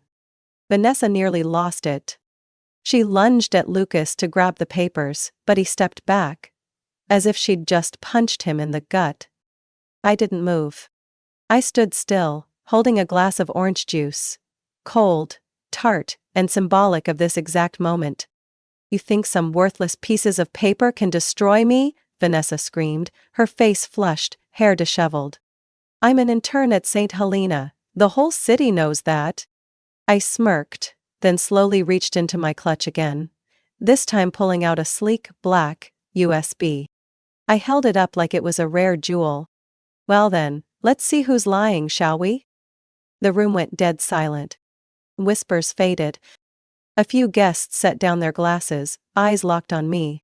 On this USB, I said clearly, are complete records of correspondence between Deborah and Richard Hayes, and the academic director of Oregon Medical School, including emails, scanned transcripts, and most notably, a small donation offer to cover up their daughter's expulsion for plagiarism. Lucas froze. You're serious? I nodded, no further explanation needed. He turned to Vanessa, his voice cracking. You looked me in the eye and said you were in residency, that you'd have your certification in a few months. You swore. On my grandfather's grave. Remember? Vanessa didn't answer. Her mouth opened, but no words came out. Just trembling lips and wild eyes darting around the room. The same people who once fawned over her now stood feet away, as if scared to catch something contagious. My mother had regained a bit of composure by now. She stepped forward, her voice cold as steel. That's enough, Amelia. This little performance has gone too far. What do you want? Money? Fame? An apology? I looked at her like she was a rotting wooden statue, trying to stand tall in a hurricane. Then I laughed. Not out of anger. Not out of sadness. Just pure contempt. You still don't get it, do you, Mother? I don't want an apology. I want the truth to come out, and you know very well. I haven't even started. I stepped onto the small stage at the center of the ballroom, the one where the band had stopped playing because of the chaos. I looked around, locking eyes with one person at a time, then raised my voice. For the past 10 years, Hayes Family Health Clinic, under Richard Hayes's name, has submitted hundreds of fraudulent insurance claims, falsified medical records, unnecessary prescriptions, even fake patient visits, to pocket hundreds of thousands of dollars from insurance companies. A loud gasp came from the far end of the room. Dr. Manning, director of St. Helena Hospital, the very one where Vanessa had once bragged about her residency, shot to his feet. Are you referring to the clinic on Maple Street? He asked, his voice low and ice-cold. I nodded, eyes steady. That's right, and this, I held up the USB, contains everything. Bank statements, internal emails, invoices, even audio recordings of meetings where Mr. Hayes instructed staff how to bend the rules for profit. Dr. Manning's face turned crimson. He snapped his head toward Richard, voice sharp with fury. You used my hospital as a front? You told me your daughter was fully qualified to practice medicine, that she was seriously trained? Richard tried to say something, but no one heard it, drowned out by Dr. Manning's boiling rage. He turned to his assistant. Get legal on the line, now. I want attorneys here before I leave this room. My mother went pale. She rushed over and grabbed my wrist, whispering fiercely, Amelia, are you trying to bury this family alive? I tilted my head, leaned in close to her ear. No, I'm just cleaning up the garbage you left behind. I yanked my arm free. Then, from my clutch, I pulled out a second USB, this one silver, stamped with the IRS logo. And finally, I announced, tonight's most exciting act. For the past 10 years you've used my identity to commit tax fraud, underreporting personal income, evading federal taxes, even opening credit accounts in my name. This, from the same people who once declared I was no longer part of this family. The room froze. A woman coughed on her champagne. A man collapsed into his chair like he'd just witnessed a death sentence. I spun the USB between my fingers, its metallic shine catching the chandelier's light like a silver bullet in a bloody fairy tale. I submitted all of this to the IRS 3 weeks ago, I said calmly. And I was informed that a formal investigation was opened 2 days ago. Richard collapsed into a chair. Deborah turned ghost white. Vanessa was now on the floor, her wedding dress bunched, lipstick smeared. Lucas stood there watching them, 3 people who had once symbolized the perfect family, now crumbling like the ruins of a fallen castle. I stepped off the stage, my gaze slicing through the crowd one final time. If you ever thought you could bury me, you should have made damn sure I couldn't claw my way out. But too bad, I smiled. I didn't die. I came back. And I brought hell with me. No one moved. Time itself seemed to freeze. Every pair of eyes was fixed on me. The daughter they had erased from stories, photos, introductions. And now, I stood at the center. Not begging for a seat at their table, but burning it to the ground. The first sound to shatter the silence wasn't a protest or a denial. Ah! It was the heavy stomp of dress shoes on marble. Deliberate, controlled. 2 security officers in black suits entered through the side door, followed by an IRS agent in full uniform. The polished badge on his chest gleamed like a nail sealing the coffin of my family's grand illusion. "Mr. Richard Hayes and Mrs. Deborah Hayes?" The officer's voice rang out. Clear, neutral, final. Richard struggled to rise, his hand clutching the back of his chair, eyes lost like he couldn't believe this was real. Deborah tried to compose herself, but the panic in her eyes and the tremor in her voice betrayed her. This is a mistake. We're the victims here. It's all because of her." She pointed at me, nearly screeching. "She's the one making this up. She's mentally unstable. She's obsessed." The officer didn't even blink. He pulled out a thick folder and tapped it with his ringed finger. "We have over 230 pages of documentation. Fraudulent tax filings, offshore accounts in Belize and the Cayman Islands, and 14 patient complaints from Hayes Family Health Clinic. This is no mistake." That sentence was the final nail in the coffin. The 2 security officers stepped forward. One placing a hand on my father's shoulder, the other signaling my mother to set her purse down. "You can't do this to us," Deborah screamed. "We're people of status, we have attorneys." "Your attorney will meet you at the federal station," the man in the suit replied, his tone colder than ice. Richard didn't resist. For the first time all night he looked at me. And his eyes, once filled with disdain and cold indifference, were now consumed by fear. The kind of fear that comes when everything you believed was untouchable begins to fall. His reputation, his power, and the illusion that his eldest daughter had disappeared forever. I didn't blink as they were escorted past the rows of banquet tables, through the disgusted stares of those who once bowed before them. Some turned away. Some raised their phones.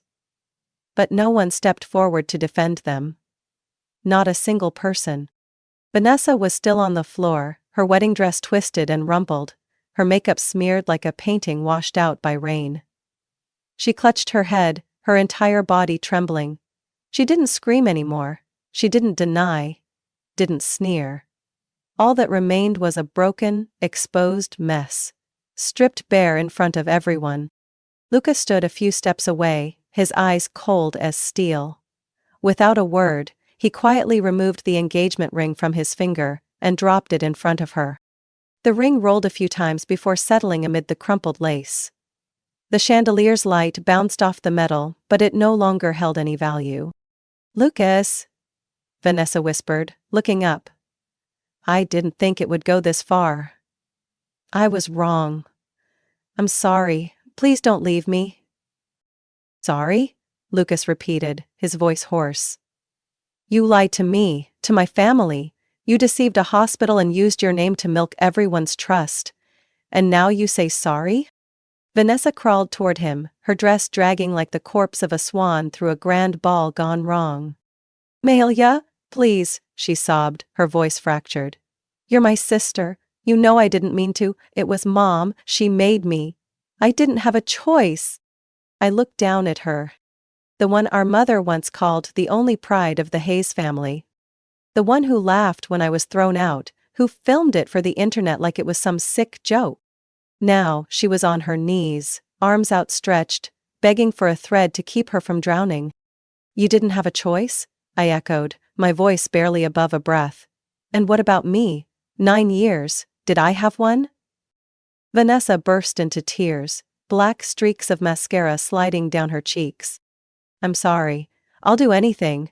I'll kneel in front of this whole city if that's what it takes for you to forgive me."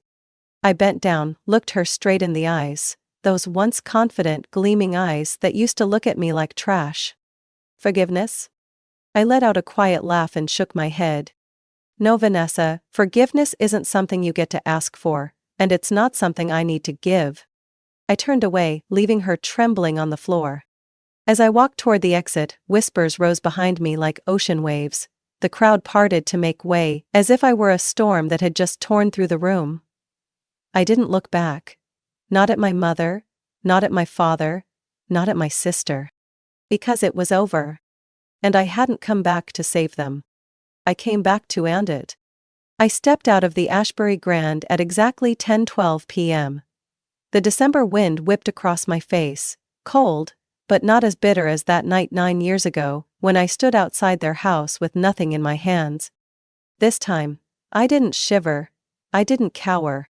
I walked forward, head held high, every step steady like I was crushing the ashes of the past beneath my heels. City lights spilled across the pavement like an abstract painting. And in the middle of all that glow, I felt a strange peace settle inside me. A black SUV waited at the curb. The window rolled down, revealing a familiar face and a tilted smile. "All done?" Nathan asked, his voice soft like the night breeze. I opened the door and slid into the passenger seat, placing my clutch on my lap. "Yay," I said, tightening my seatbelt. "It's over." Nathan didn't ask for details. He didn't need to. He was the only one who knew everything. Every bank statement I'd gathered over the years. Every night I stayed up revisiting old paperwork. Every moment I wrestled between forgiveness and exposing the truth. He'd been there, quietly, like a street lamp at an intersection.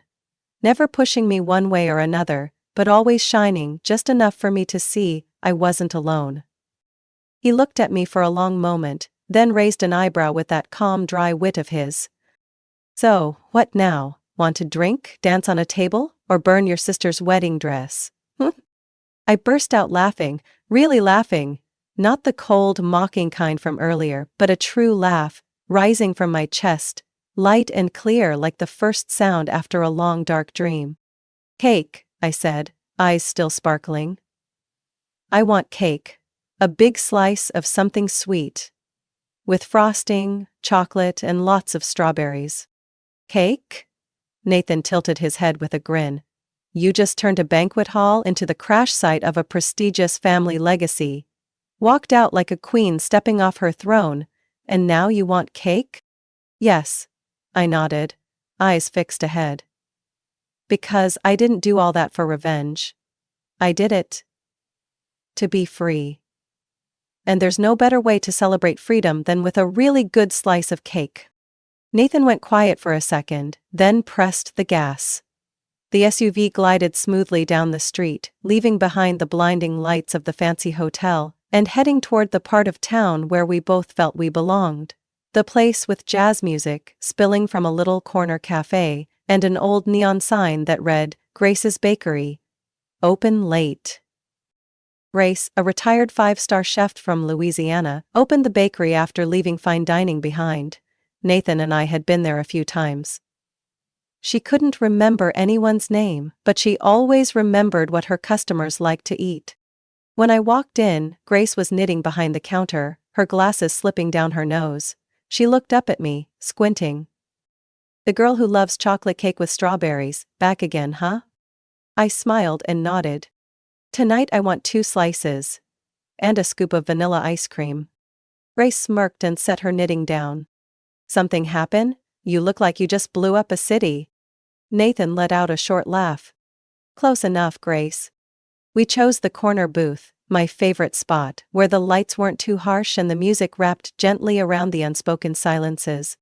When the cake hit the table, I didn't wait a second. That first bite sliced through smooth frosting, the dense chocolate layers melting almost instantly on my tongue. The sweetness wasn't overwhelming. It was comforting. Like the first hug after years lost in the wind. "You know," Nathan said as he stirred his coffee, "I always thought you'd take them down in a much angrier way, like smashing things, screaming in their faces, going viral online." I smiled and dabbed the corner of my mouth with a napkin. I wanted to, many times, but the further I went, the more I realized that anger doesn't set you free, it just drags you back into the same mud. But today, walking out of that hall, I knew I'd written my own ending. Nathan nodded, his eyes held pride. The kind you don't say aloud, but that you feel in the space between breaths. I looked out the window. The city at night wasn't noisy, it felt warm. Windows glowing soft gold, slow-moving buses passing by. In that moment, I felt truly alive. Not a forgotten shadow, not someone's burden. I didn't come back for revenge, I said softly, almost to myself. I came back to close it. To end that painful chapter and start a new one. With no bitterness, no fear. Nathan placed his hand gently over mine. Then welcome to your next chapter, Amelia. I nodded. The pain in my eyes was gone. The anger, too. All that remained was a rare kind of peace after years of wandering. In that moment, I knew one thing for sure. I didn't survive to take revenge. I survived to be free. And now I truly am. For the first time. And forever. Amelia's story is a powerful reminder that no one gets to define your worth, not even family. Despite being abandoned, betrayed, and used, she didn't crumble. She used her pain to rebuild her life from nothing.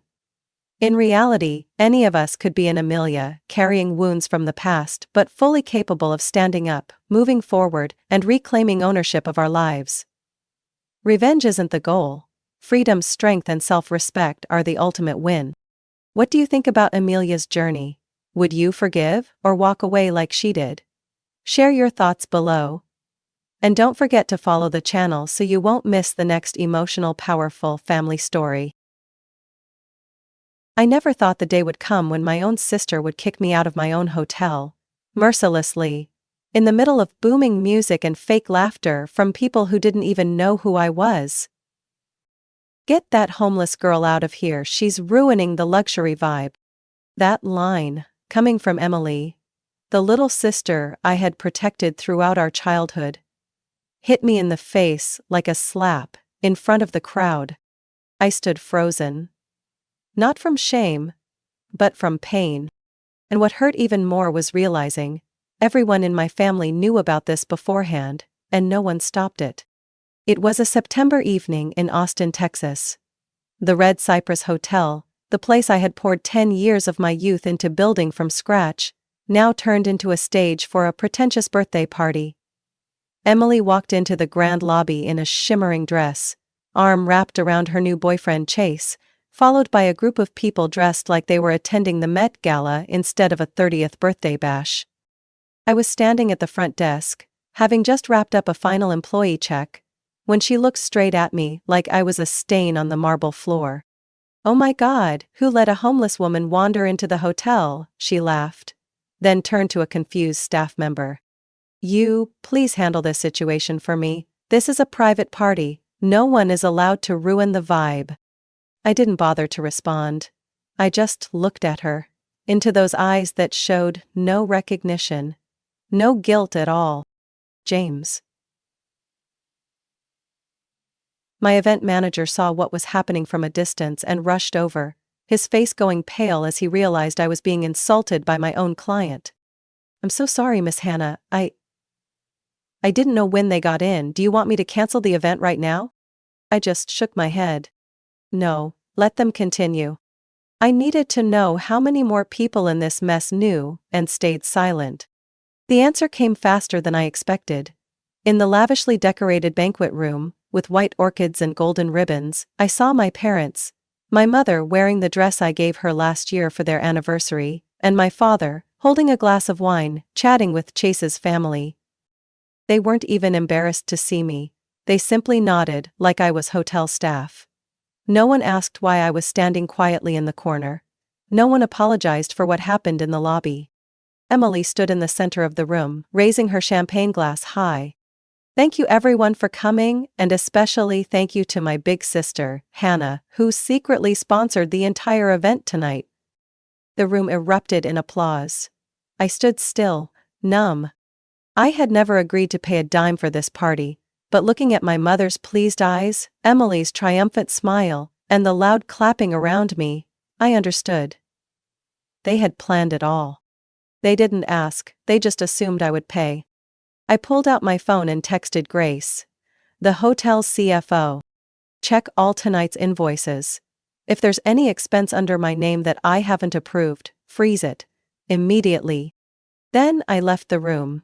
No one called me back, no one asked where I was going. It was in that moment I knew. I had never truly been family to them. I was just a walking wallet with a blood tie. 3 days after that humiliating party, I showed up at my parents' house in Lakewood, North Austin, in response to an invitation I knew was just a disguised family meeting. The two-story red brick house looked exactly the same as it had since high school.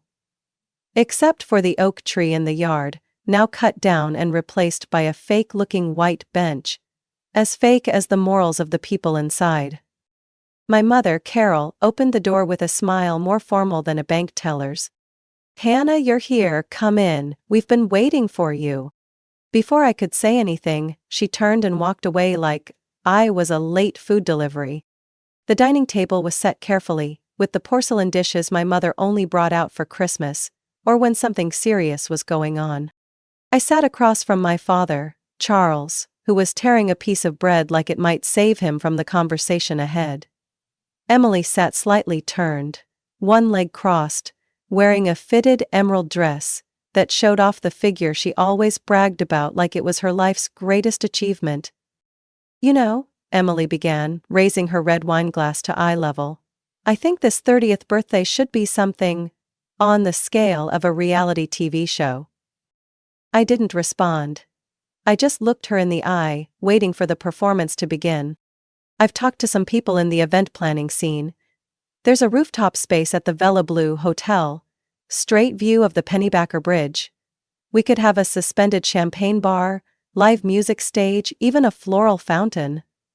Emily paused for effect, then shrugged like it was nothing. I looked over at my mother. She said nothing. I turned to my father. He was still gnawing on his bread. "The estimated cost," Emily continued, pulling a color-printed sheet from her purse, "is around $95,000. But you know, if we want to go full-on iconic, we'll need at least $110,000. Including video production fees."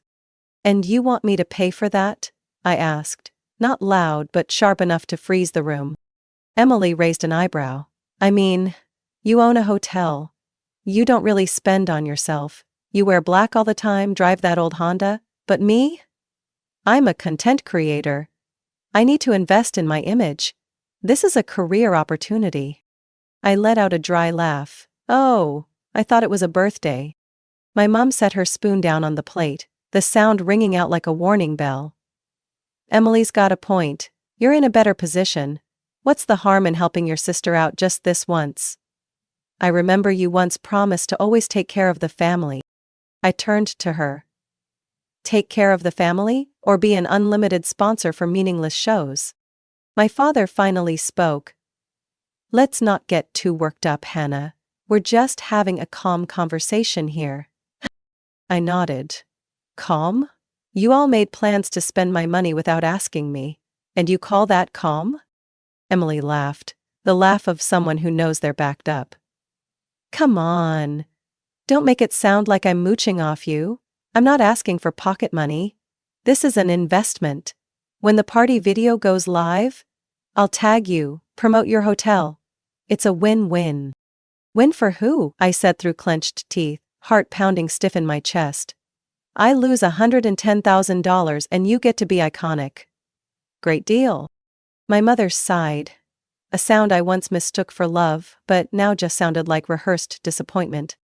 "Hannah, you're the responsible one. Emily, she's a dreamer. It's not her fault you were born with a more practical head.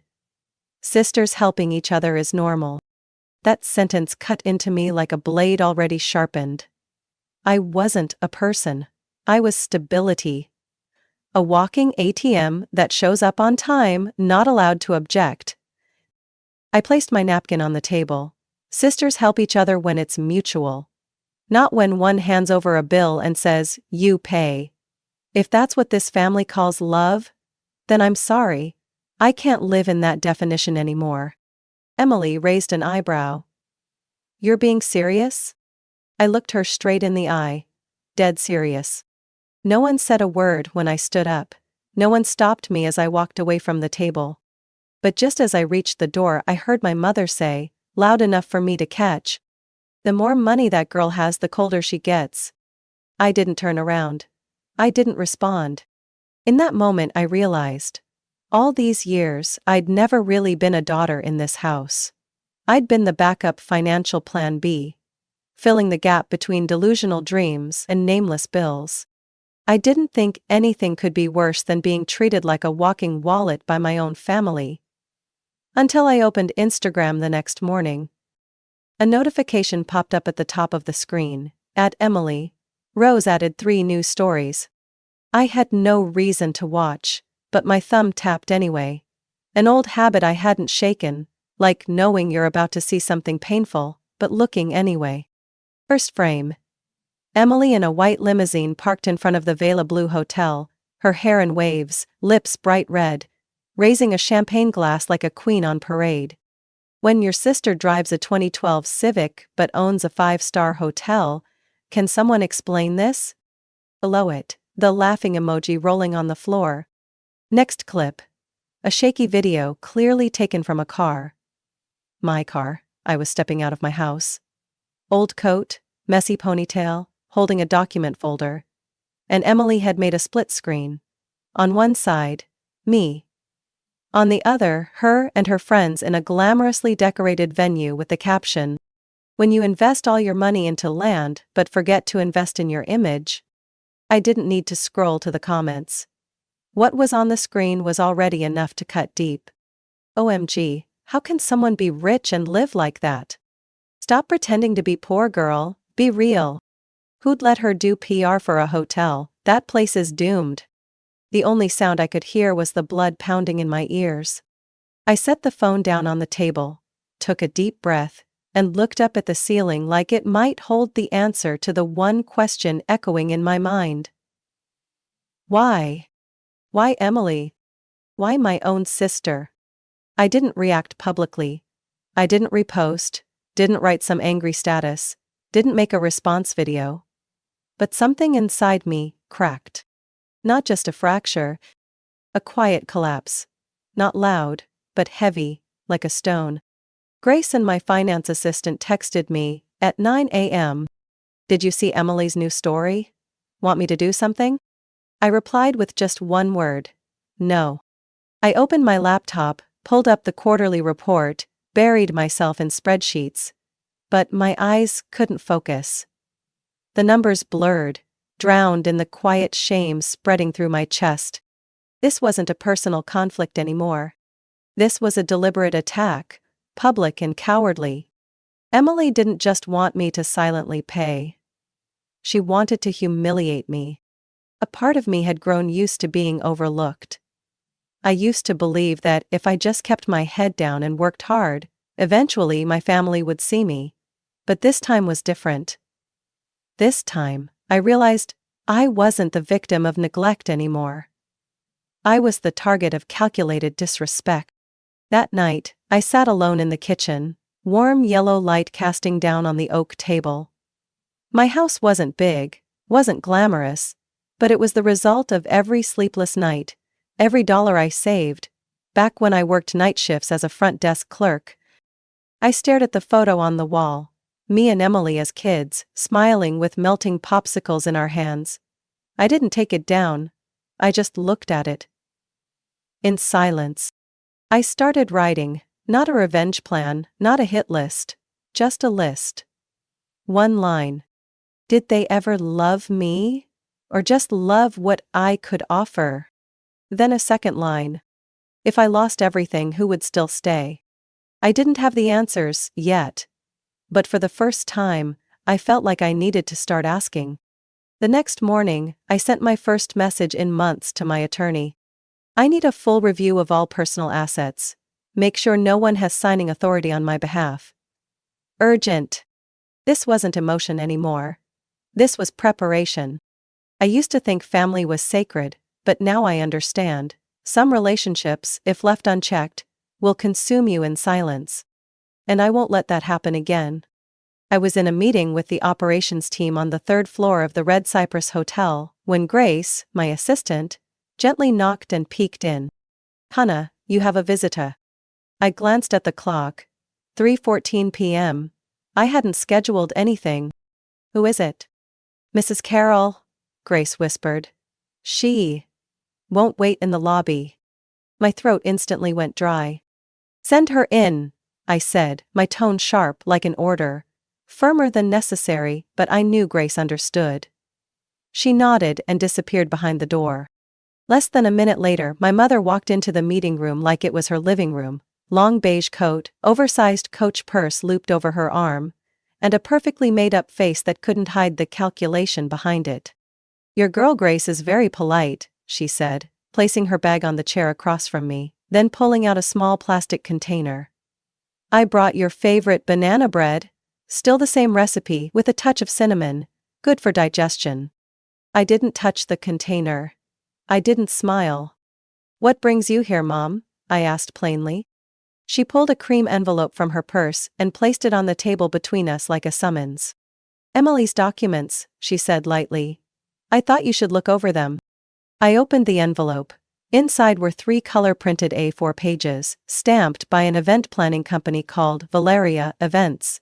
At the top, in a flowy font, it read, "Emily's 30th birthday celebration."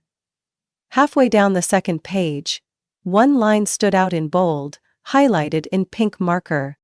"Primary sponsor, Hannah Blake, $112,500, confirmed." I looked up. Confirmed? Who exactly confirmed this? Carol didn't flinch. "Emily can't afford that event, you know that. Your father and I, we're on retirement income now. You're the only one who can help." "Help?" I repeated, my voice catching. "You're calling? Forcing me to pay over $100,000 so my sister can show off online, helping?" "Don't be dramatic, Hannah," she said, smoothing the edge of her coat. "No one's forcing anything, we just believed you understood your responsibility." "Responsibility?" I pushed the papers aside, no longer hiding my fury. "Why is it always me? Emily has hands, a brain, thousands of followers. Why can't she take care of it herself?" My mother sighed, the way you do when a child is being difficult. "You're the successful one, Hannah. The stable one. The eldest. Just this once let Emily have her moment. You've always been backstage, supporting everyone. What's so different now?" I stood up, unable to stay cornered any longer. "What's different? No one asked if I agreed. No one asked how I felt. You all just made plans and sent me the bill. Don't you think that's unfair?" "It's not unfair," she replied, still seated, voice calm to the point of insult. "It's necessary. Because you're reliable. People count on you, Hannah. You should be proud of that." I looked at her like she was speaking a foreign language. Not angry, not bitter, just a strange feeling from someone realizing I was never truly loved, just used. I picked up the banana bread, opened the fridge behind me and shoved it into the freezer. "What are you doing?" she asked, startled. "The freezer," I said quietly, "where things that numb feelings belong." Then I turned back, looked her in the eyes. "I'm not signing anything. I'm not paying a dime. No plans will be executed without my approval." She stood up, eyes flashing in disbelief. "You've become so hard, Hannah." I nodded. "Thank you for noticing. You can give Valeria Events my lawyer's contact if they need to talk. Otherwise, don't come here with more plans. I'm not a heartbeat-pounded wallet." She stared at me for a few seconds, then turned and walked out. No goodbye, no words. Just a trail of heavy perfume, and a birthday budget I never agreed to. I stood in the quiet room, sunlight slanting through the window, casting light on the colorful documents on the table. I didn't tear them. I filed them in the drawer under my desk, labeled with a red marker, evidence. This wasn't about emotion anymore. It wasn't about feelings. This was business. Wednesday morning, while I was reviewing the rooftop maintenance report for Red Cypress, Grace appeared at my office door. This time, no knock. No hesitation. In her hand was a thick manila envelope. "Express delivery from Verity Planning Group," she said flatly, placing it on my desk like she'd just set down a bomb. I looked up at her. "Sender?" Grace smirked slightly. "Assistant to Chase. Emily's fiancé. Label says You Argent Hannah Blake, Personal and Financial. I didn't need to open it to know what I was about to read. But I opened it anyway. Inside was an official booking contract from the Aria Sky Lounge, a luxury rooftop venue in the heart of the city, known for hosting extravagant events with sky-high price tags. The cover had a gold-embossed logo, thick paper stock and a faint whiff of perfume, one that didn't belong to anyone who knew the value of $1. I flipped to page 5. Under Financial Guarantor. Hannah Blake, sister of the celebrant. Signature, required by 11/3. Fine print below in italics, if the primary party fails to make payment, the financial guarantor will assume full legal responsibility. I let out a dry laugh. No call, no explanation, not even a question. Just a contract thrown in my face, with the expectation that I'd sign it, like some old reflex. Grace waited for my reaction. I said nothing. Instead, I slid the entire packet into the drawer beneath my desk, shoved it closed, and locked it with a key. I'm not signing. I figured, Grace said with a slight smirk. Want me to shred it? I shook my head. No, leave it. Label it financial abuse, step 1. I opened my laptop and created a new folder. Emily, legal evidence. Inside, I added subfolders. Unauthorized emails and contracts. Defamatory and personal attack stories. Staff witness statements, event-related. I fed the contract through the scanner beside my desk, placing each page with the precision of logging a criminal case. My hands were steady. I didn't blink. I wasn't the daughter crying in her room anymore after being called ungrateful. I wasn't the older sister gritting her teeth and paying up because the family was struggling. I was the CEO of a nearly $8 million business, and for the first time in my life, I was handling family like I'd handle a high-risk partner. That afternoon, I sent a short email to the hotel's legal team. Subject: Deny all unverified personal submissions. Message: We do not accept any contracts, agreements, or financial proposals submitted by third parties on behalf of Hannah Blake, unless expressly confirmed in writing with verified documentation by Hannah Blake. All other requests are to be denied and forwarded directly to legal. Hannah B. I didn't email Emily, no text, no call. I let her wonder what I was doing. Silence, if long enough, becomes a wall. And I was building one she couldn't climb. With demands? Or with crocodile tears? 3 days later, I got a message from Mom. Emily's sad you haven't responded. She just wanted to make a beautiful memory. I didn't reply. I just filed the message in the evidence folder. That evening, as I locked up my office, I stood before the mirror in the Red Cypress Lounge. I looked at myself. Eyes tired from lack of sleep, shirt slightly wrinkled at the shoulder, a chipped nail. But the eyes in the mirror weren't confused anymore. They were sharp as knives and calm as a lake before a storm. Emily didn't realize that every time she tried to corner me with a new demand, I didn't just retreat. I recorded. I documented. I built a legal trail. Because this time if they pushed me to the edge, I wasn't alone. I had the law.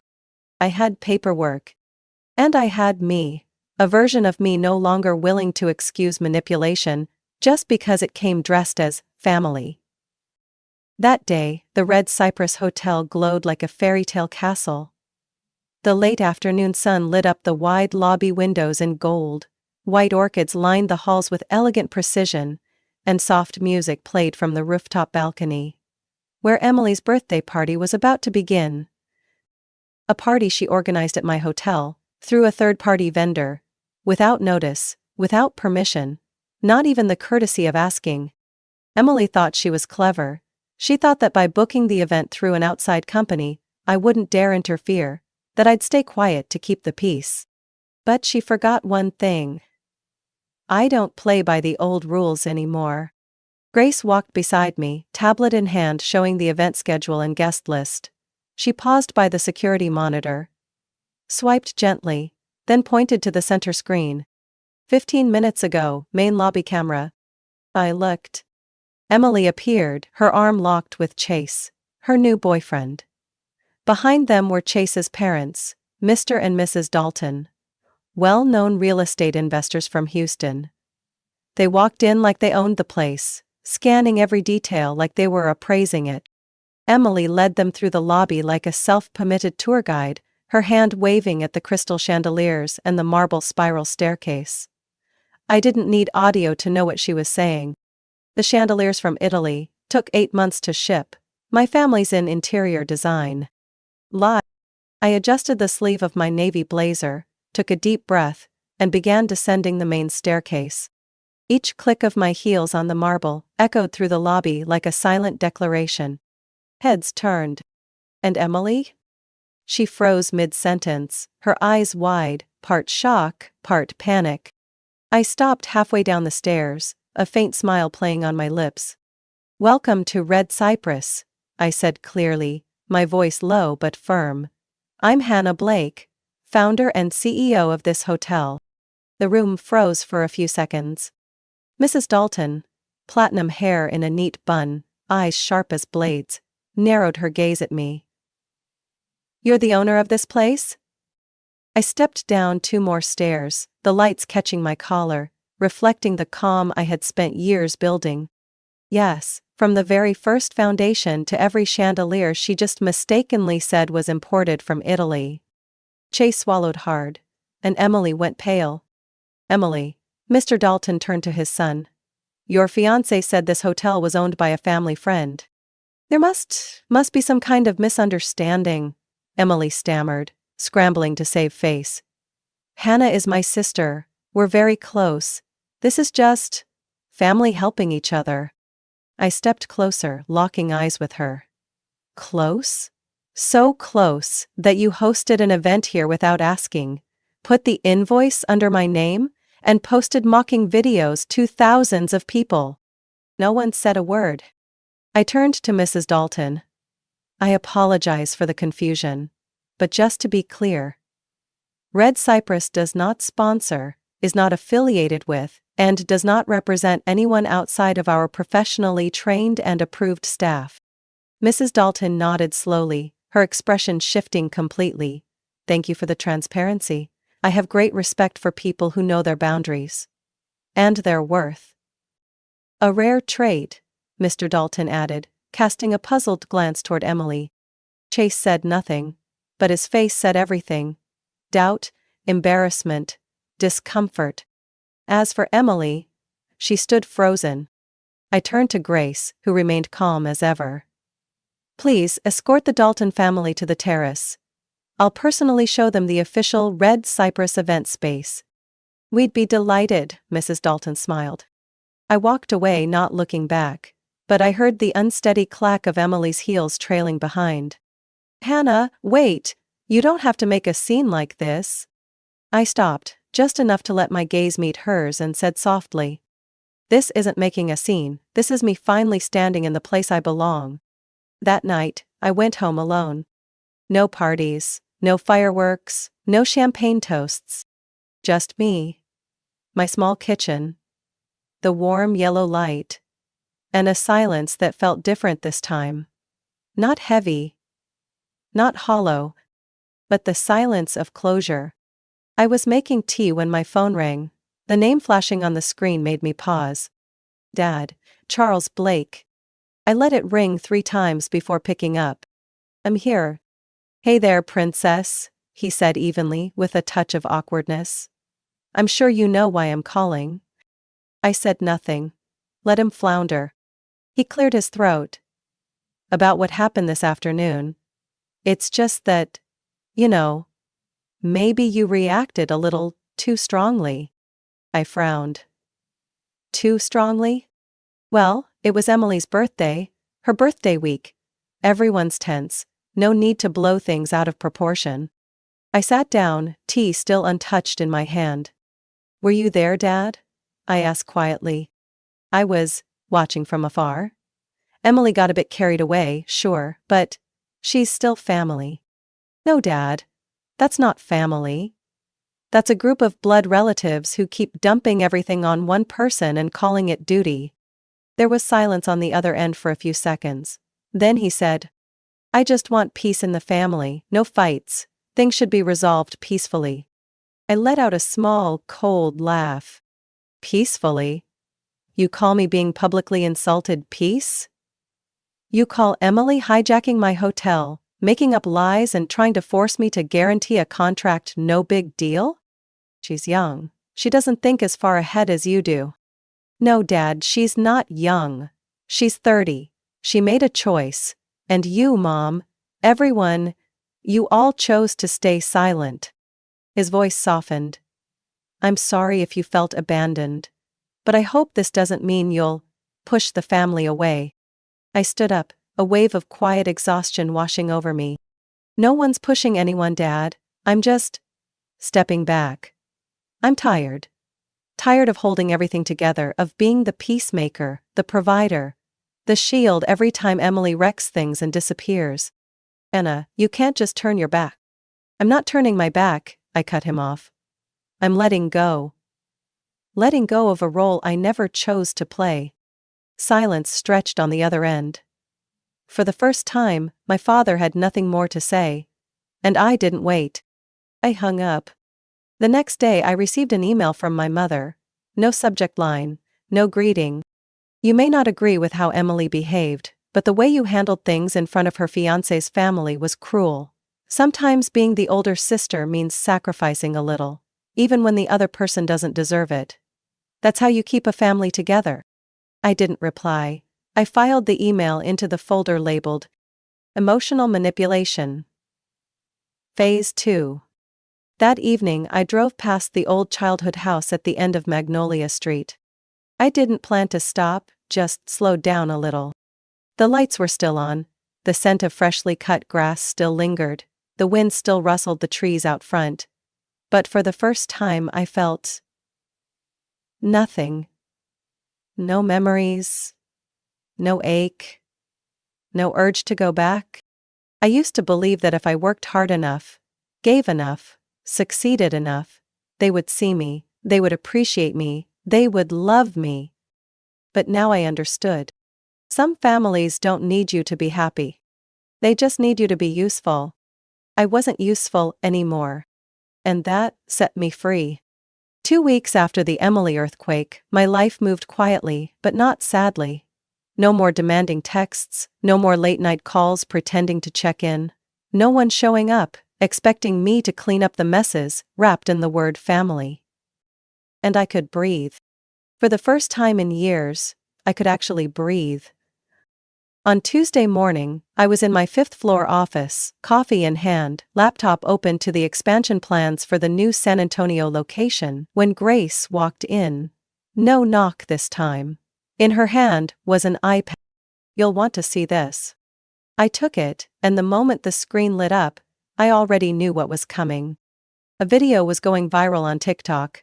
Emily, no makeup, no filters, sitting in the pale white living room at my mother's house.